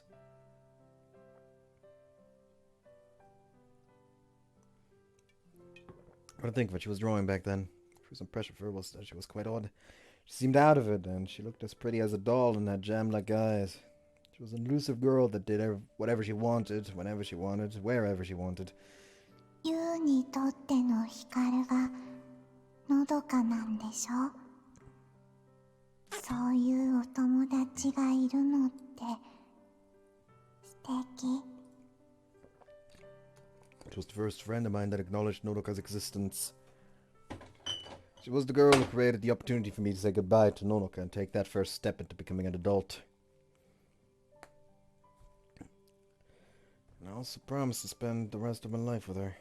Even if I didn't understand the gravity of those words back then, that still doesn't change the fact that I made her such a promise. There's a place where our secret base once stood. Now that I'm standing here, all the memories come flooding back. ねえ、ユウは私のこと好き？ Yeah, I like you a lot. 本当？ Of course. 私と結婚したい？ Sure. Come on, let's make a promise now. Oh, but make sure not to tell the others. うん。 Okay, there we go. Now we'll be able to play together again no matter how far away you go. Once we get older, let's get married, Hekiru. ありがとう、ユウ。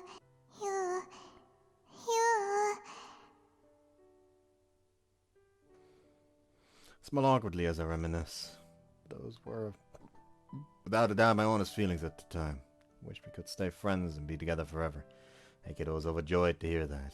See her smile like that. Right, my heart started beating faster, much like it is now. And then... もう、二人だけ仲良くしてずるい。you saw that? うん、見てた。二人私もユウと約束する。将来は3人で結婚する。 All three of us? Yeah, that'd definitely be more fun. もうそれだと意味ないのに。 Well, that's right, I also made that promise to Hikaru as well. Promise that we all three get married when we grow up. Yeah. No doubt Hikaru knows that's impossible now. Actually, she was probably aware when we were kids too. Which is why, even though she witnessed her sister make me that promise before her, she never said it had to be just the two of us. Instead, she decided to include herself and make it the three of us. That may very well be why she's advising me right now. Knowing how her older sister feels, she wants to make sure that she wants to help make our childhood promise come true in her own way. Even if her sister only wants us to be the two of us. The promise has connected us for the 10 years since we made it. 君はどうだい？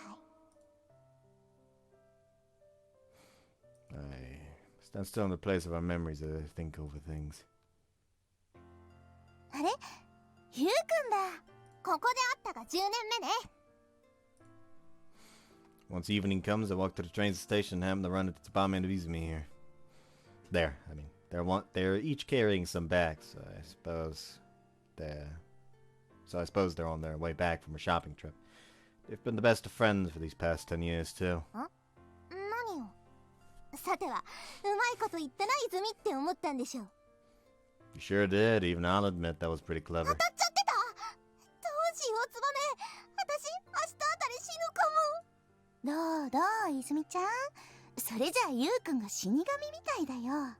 それで、ユウくん、どっかの帰り？ Kinda. According to Izumi, I'm probably returning from 10 years in the past. やめて。なんかすごい恥ずかしい。あ、ひょっとして、昔秘密基地があったところに行ってたの？ Nice guess. That is where I was. 10年来の付き合いですから。えへん。 You have some nice tits too, especially when you stick your chest out just like you just did. もうまたユウくんたらそういうこと言って、私じゃなかったら嫌われちゃうよ。 Ow. I don't know why, but the muscle here just like started hurting real bad for a second. That was uncomfortable. エッチ、ユウとのエッチ。胸ばっかり見てないで他のとこも見なさいよ。具体的に言うと私とか。 My lips naturally curved to a smile as we bantered like we always have over our 10-year friendship. But yeah, I know. No, I always knew. Despite knowing that the two of them had feelings for me, my eyes were always focused elsewhere. Focused on two other girls. Hekiru and Hikaru. I need to tell you something. I love Hekiru. I'm not just saying that because I know how she feels about me. I genuinely want to be with her. And I want to let her know that. A meeting with her was a turning point in my life. It was a departure from one thing and a step towards another. Then, after 10 years spent apart, we were reunited. That's what our relationship was. I know this was with certainty now. It's an unshakable feeling. ユウくん、決めたんだ。 I have. そっか。そうよね。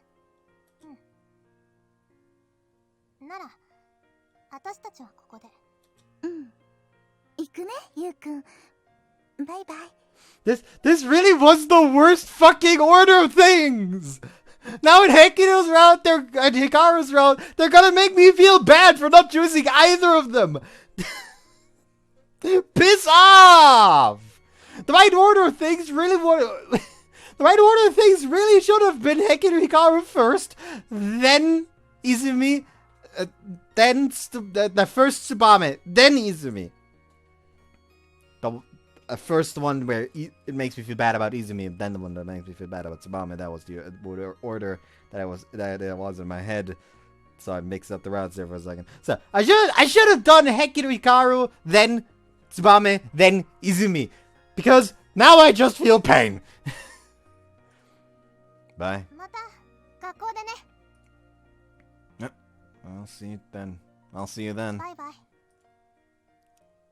say my farewells to them, I walk off to my destination, to where my heart is telling me to go.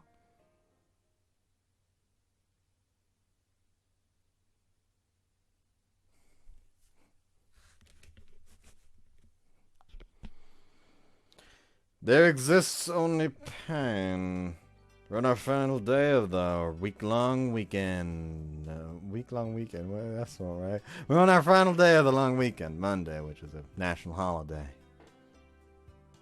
Hey, Hekiru, I'm here to pick you up. I've invited Hekiru on another date again, but this time I decided to go pick her up at her house instead of meeting her at the station. Her cheeks are slightly flushed and her eyes are glued to the ground. As unlike last time when she stood on her tiptoes the moment she spotted me. There's a clear noticeable change. Plain and simple, I want to make today's day different from last week's. Alright, we're heading out now. 2週連続でヘッキーをデートに誘うなんて隅に置けないんだから、ゆうちゃん。ねえ、ヒッキー。なんで君まで見送りに出てきてるんだ。純粋な好奇心？そういうのはせめて隠すのが礼儀だよ、リン。And if she's gonna say that, at least do it when I'm not in earshot. Hey, this is for the two of you. I produce a box and present it to Hikaru. あら、何かしら。これ、ケーキかい？ Yep, bought on the way here. Kinda borrowing Hekiru from you guys today, so well, I figure I should at least give you something.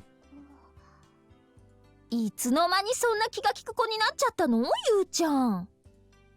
Don't ask! You have no idea how rude it felt about like I was being. Fucking hard. Well, enjoy the cake, Hikaru. There's enough for you to have some too, I guess, Asurin. 一応とはご挨拶ね。早速仕返し？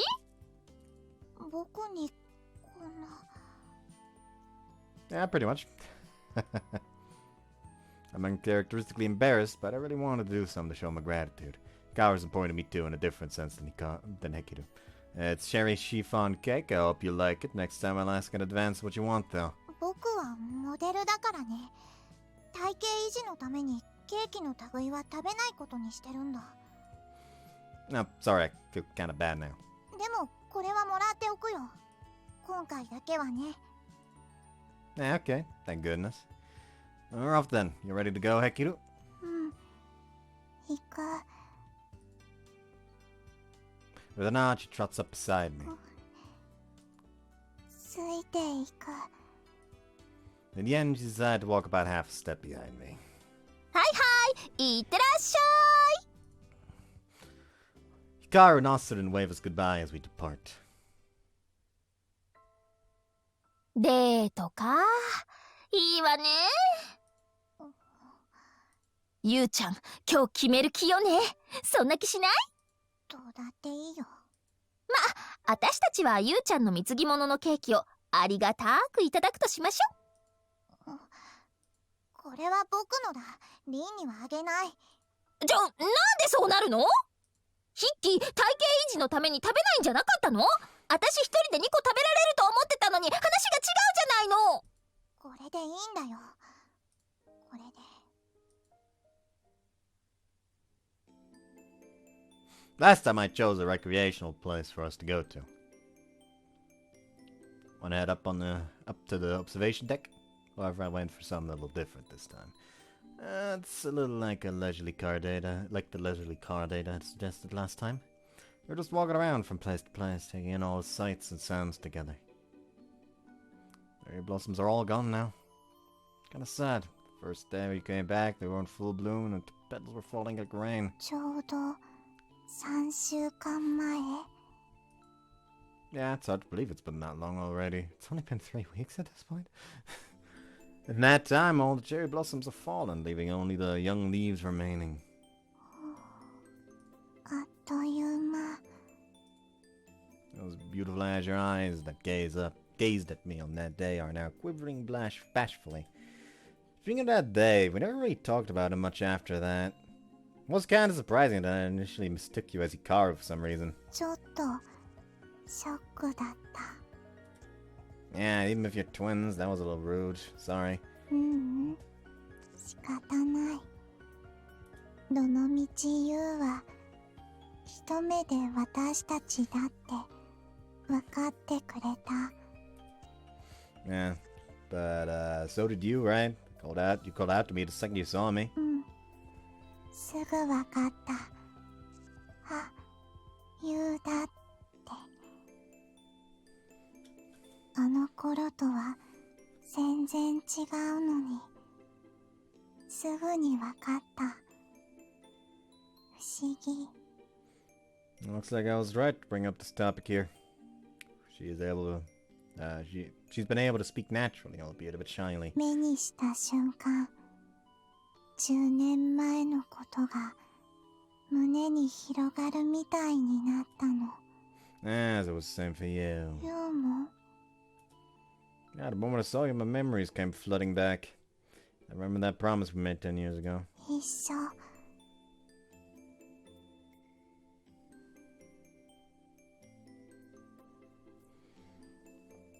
ずっと会いたかったか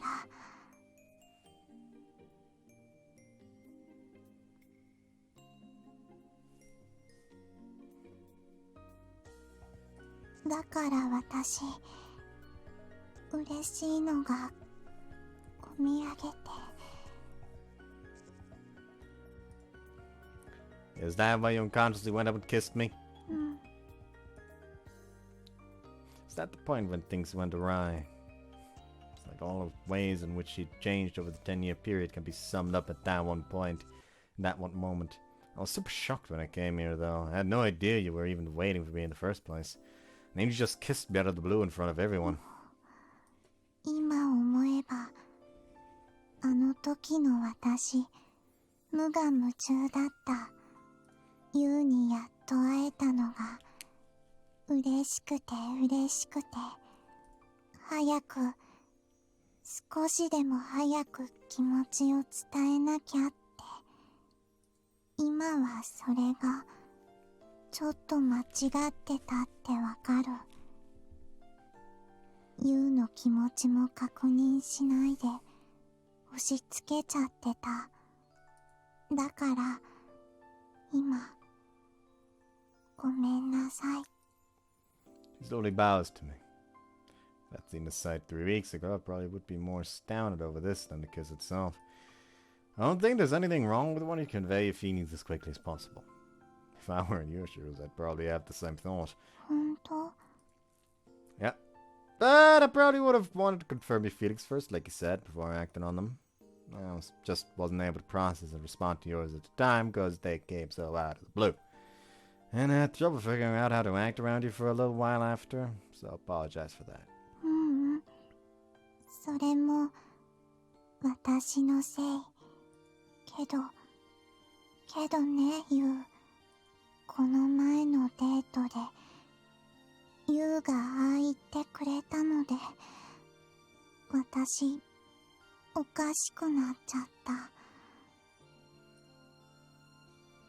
Her eyes again quiver out of embarrassment, but I can tell that the words are laced with pure emotion. 自分でもどういうことかよくわからなかったんだけど、ヒカルが教えてくれたの。私それまではずっとただユウに気持ちを投げかけるばっかりで、そこでユウにきちんと受け止めたいって言われたら、投げかけることができなくなっちゃったの。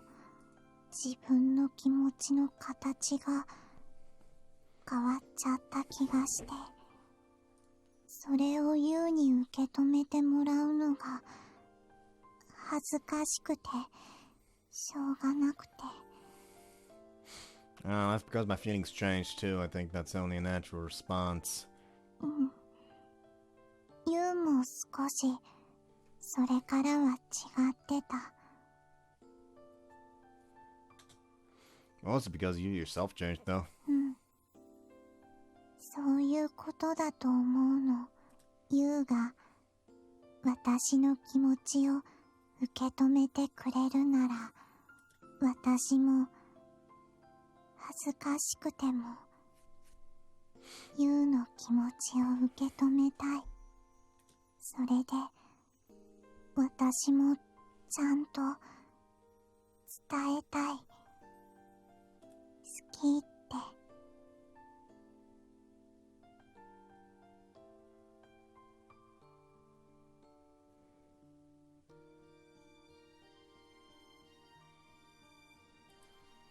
Nah, you just said it. You're already saying it. あ、 End up snorting. And I feel heat spreading through my body. She responded. So now it's my turn. ユウ。 I retain a smile as I turn around. Let's go somewhere else. A place being the amusement park we visited at the end of last week's date. Although we weren't here to ride any of the rides this time, I've decided that this would be a final stop today. Just wouldn't feel right otherwise. ユウ。 Let's go for a walk, shall we? うん。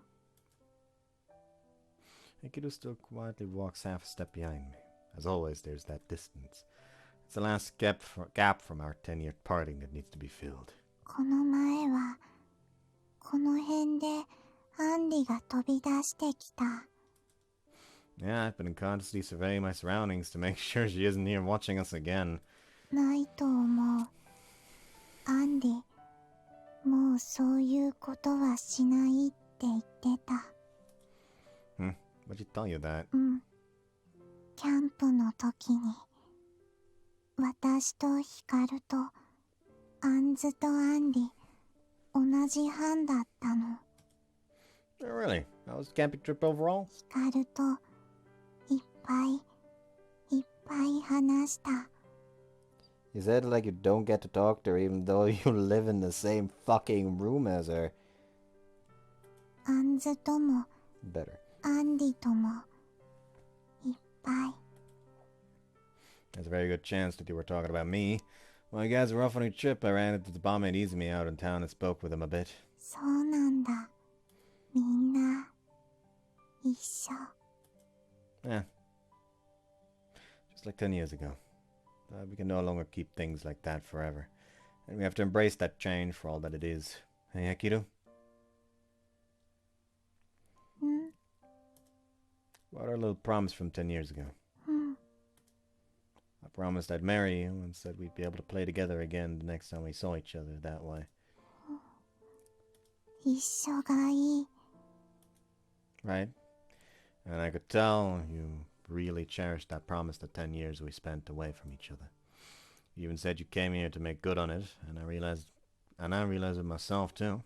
So I need to apologize to you. Back when we were kids, I didn't take that promise nearly as seriously as you did.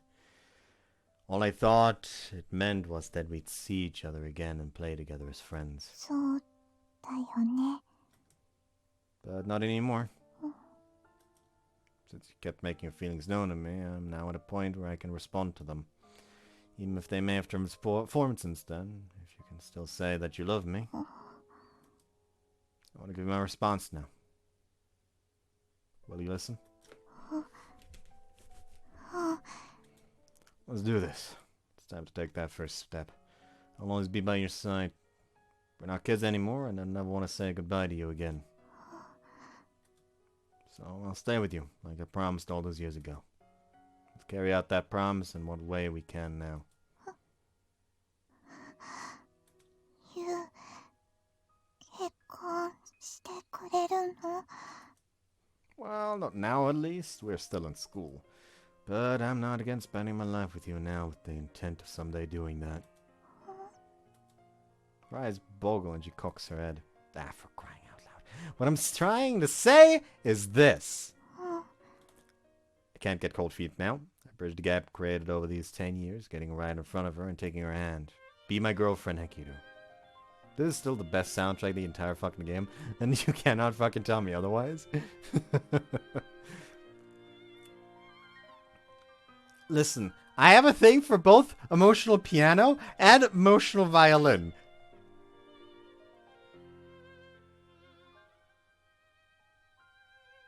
Do you notice a little something about the soundtrack?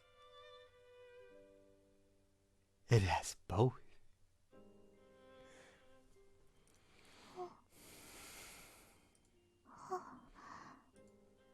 I love you, Hekiru. I said it. As for how Hekiru reacts...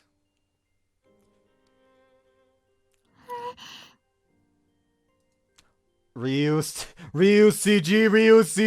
They went out of their way to say that the cherry blossoms have all fallen by their cherry blossoms in the background. God, Jesus Christ. I'm gonna just cut you off there. She covers that half-step distance at an instant, clinging to me and kissing me throughout her response. Just as you mentioned, all it took was a second after hearing my feelings.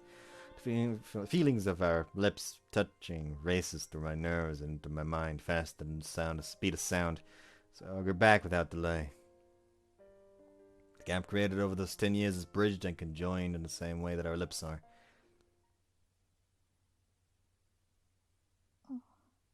Oh, don't you dare give me depression now.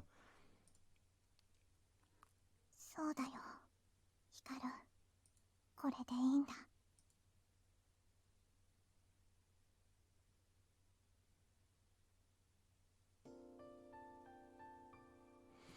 Oh, now we get her side of the story. 大丈夫。振り切れる。何よりこれは自分が望んだこと。ずっと願っていたこと。彼女は幸せになるべきなんだ。その素直な気持ちのままに人を愛し、愛されるべきなんだ。輝かしい彼女にはそうあってほしいと心から思うんだ。How much faster this goes by than the Hekiru Hekiru part. 自分には得られないものを自分の分もすべて手にしてほしい。Because the Hekiru part moved like molasses. 鏡合わせの半身である自分の望みだったはずなのに、どうしてこの胸は痛むんだ。自分は物にこだわらないんじゃなかったのか。とうの昔に押し殺したんじゃなかったのか。 Because love don't work like that. 10年前のあの約束は自分が彼と交わしたものではないと知っているはずなのに、自分の方がってどうして僕の胸の炎は消えるどころか再び燃え盛ろうとしてるんだ。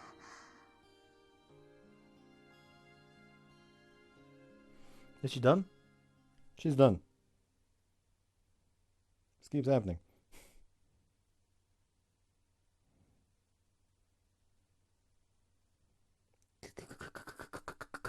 Combo. Sorry.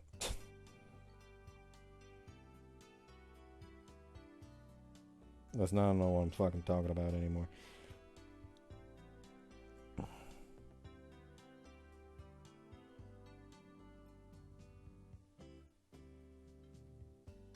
Piece of shit.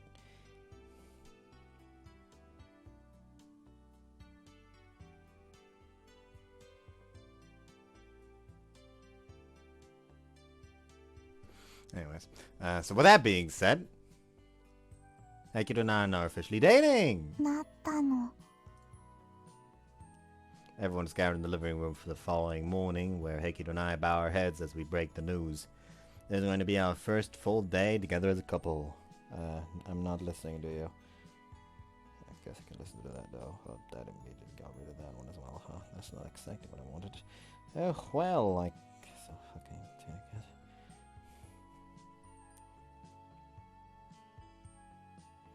God, why does the placement of these hate me so much?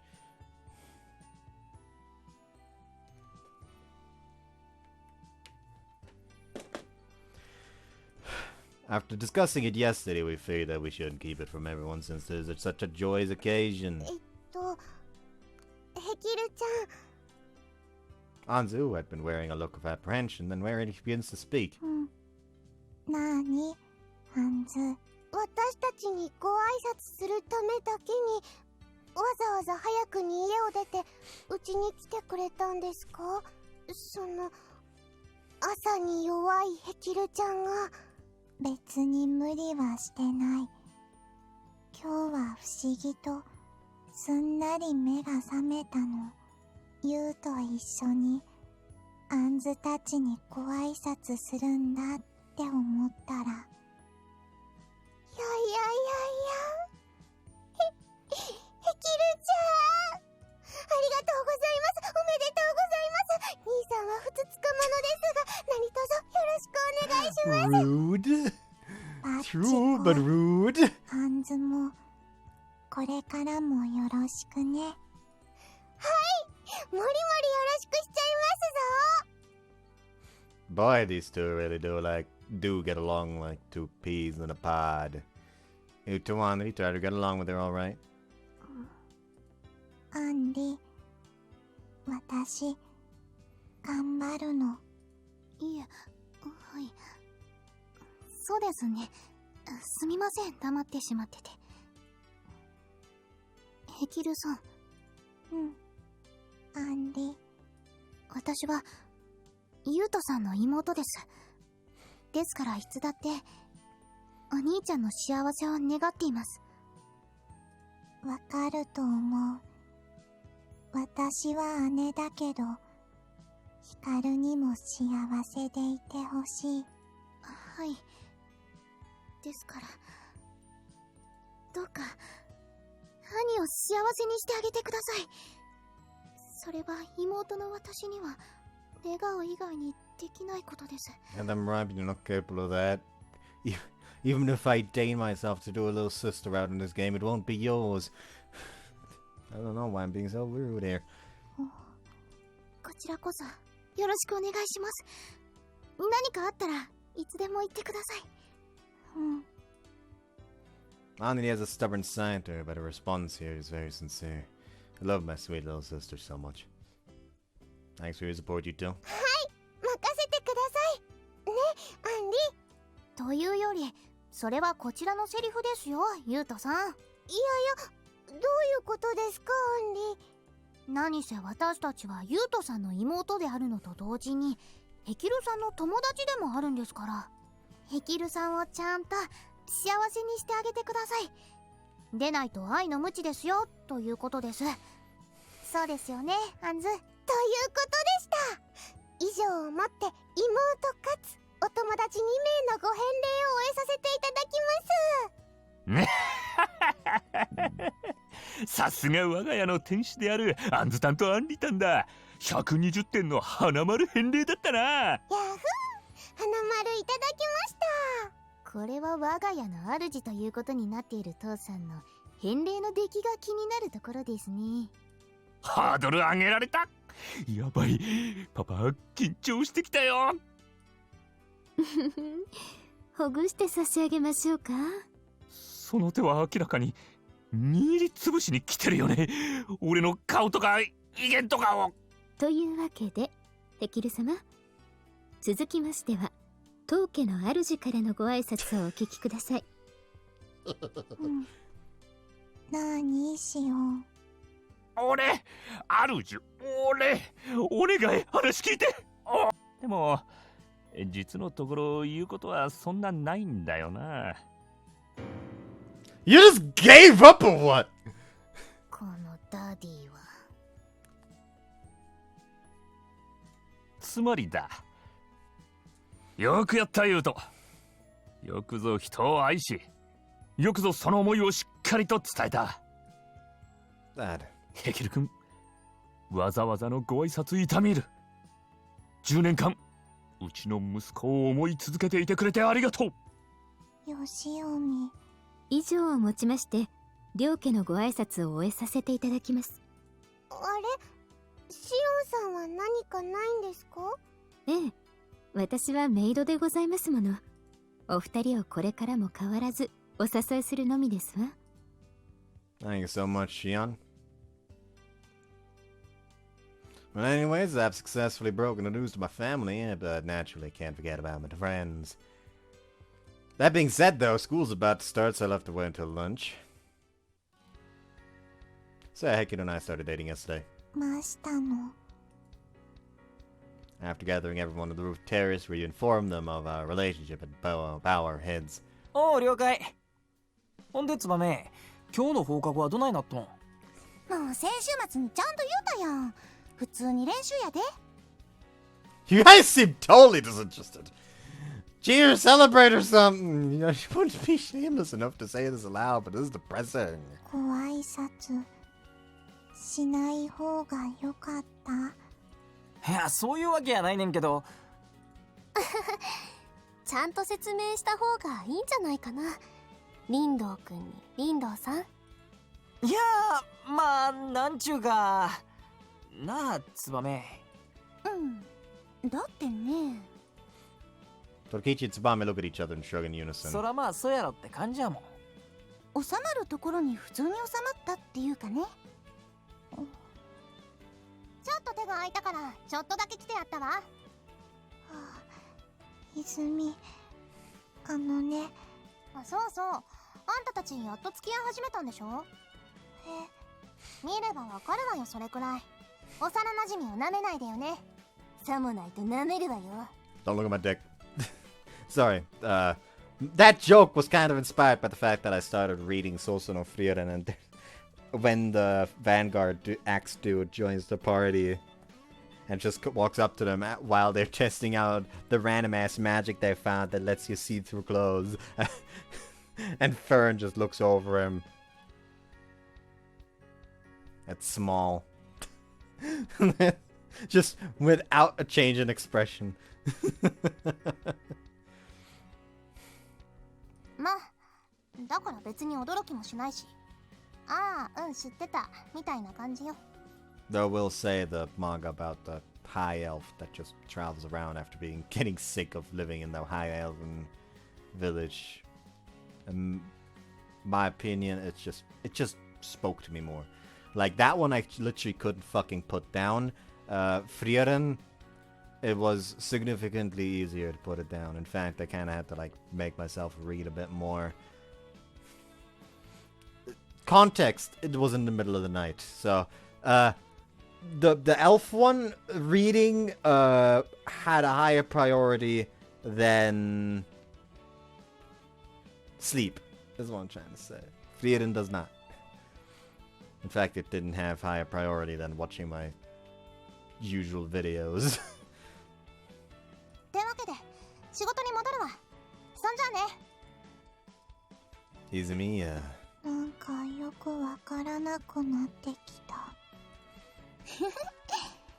だからね。自分らいつまで待たせてんねんってことや。だからちょっと仕返し。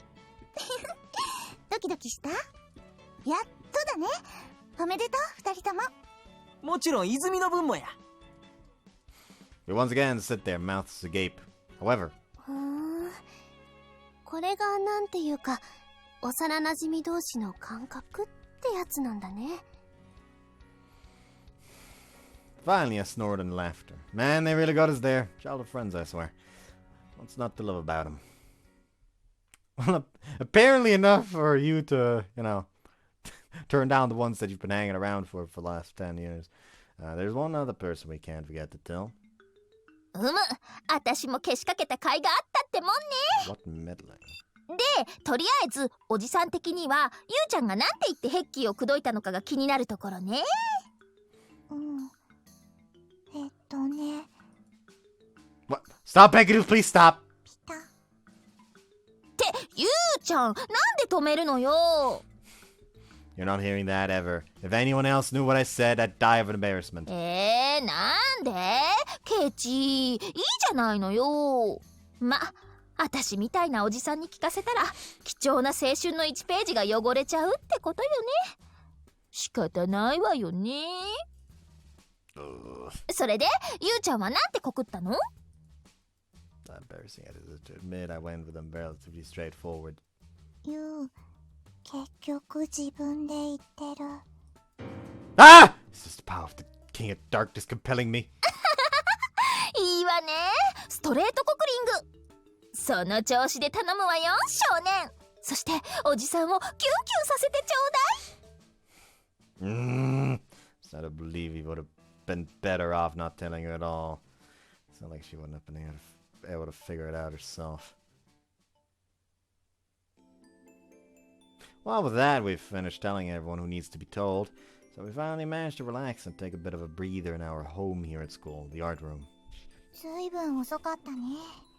そんなに挨拶に手間取ったのかい？ In a sense, it felt like we were facing increasingly more difficult bosses, if that makes sense. よくわからないが、とにかく終わったんだろ？だったらさっさとお弁当を食べるといい。昼休みももう残り時間はそんなにないんだからね。ありがとう、ヒカル。あとお待たせ。どういたしまして。Needless to say, we've already told Hikaru yesterday. She was the first person on our list. Her response to me was a simple, "Oh, okay." In contrast, she smiled warmly at Hekiru and showered her with words of congratulations and support. And furthermore, she also prepared lunch today and waited here for us to get back from telling everyone. We're incredibly grateful for her. Alright, let's eat then. いただきます。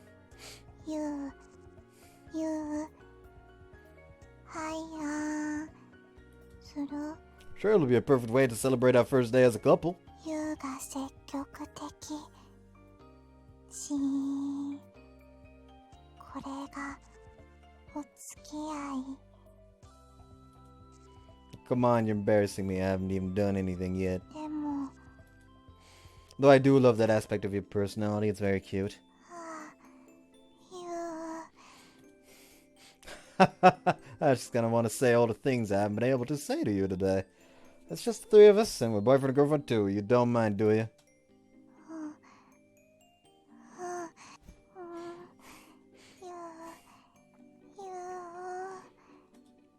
Oh, does someone want some affection?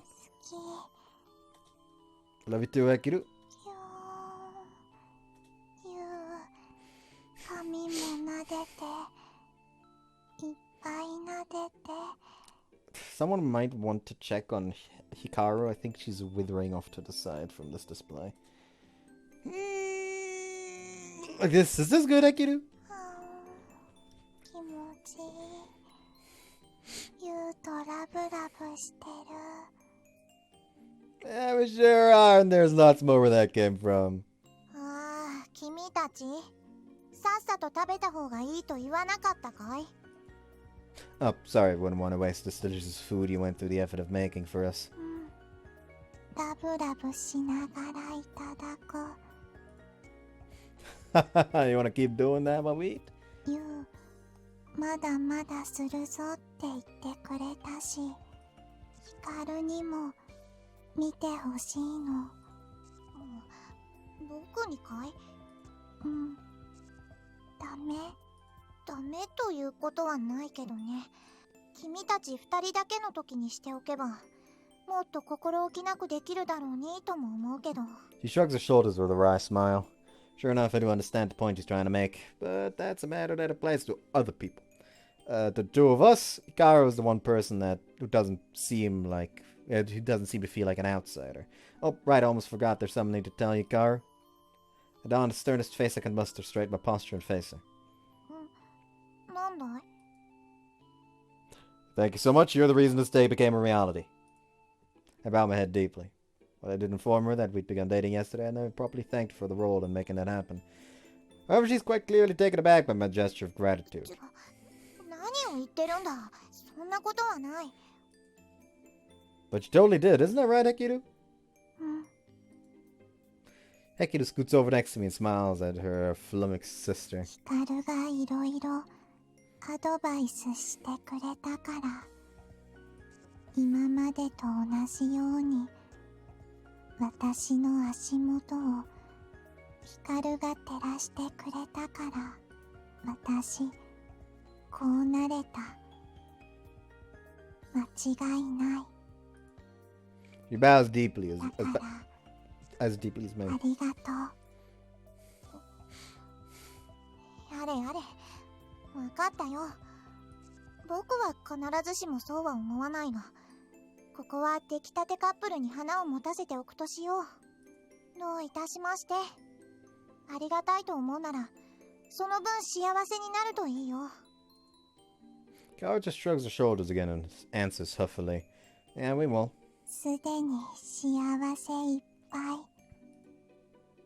Then we need to be more happy, right, Hikaru? ああ、もちろんだ。僕の最愛のヘキルを射止めた君には、その義務があることを忘れないようにね。I know. Alright, Hekiru, time to eat the last thing. ゆう、好き、ぎゅー。そうそう、その調子で見せつけてくれるといいよ。僕がうんざりするほどにね。光る、ほら、ぎゅー。綺麗だよ、ヘキル。そうでないとね。あと、昼休みの残り時間のことも忘れないようにね。Okay, I feel like at this point, Hekiru is slowly but surely gonna pick up on the fact, like, yeah, she is happy for them, but at the same time, she really doesn't want to see it, so something's clearly up.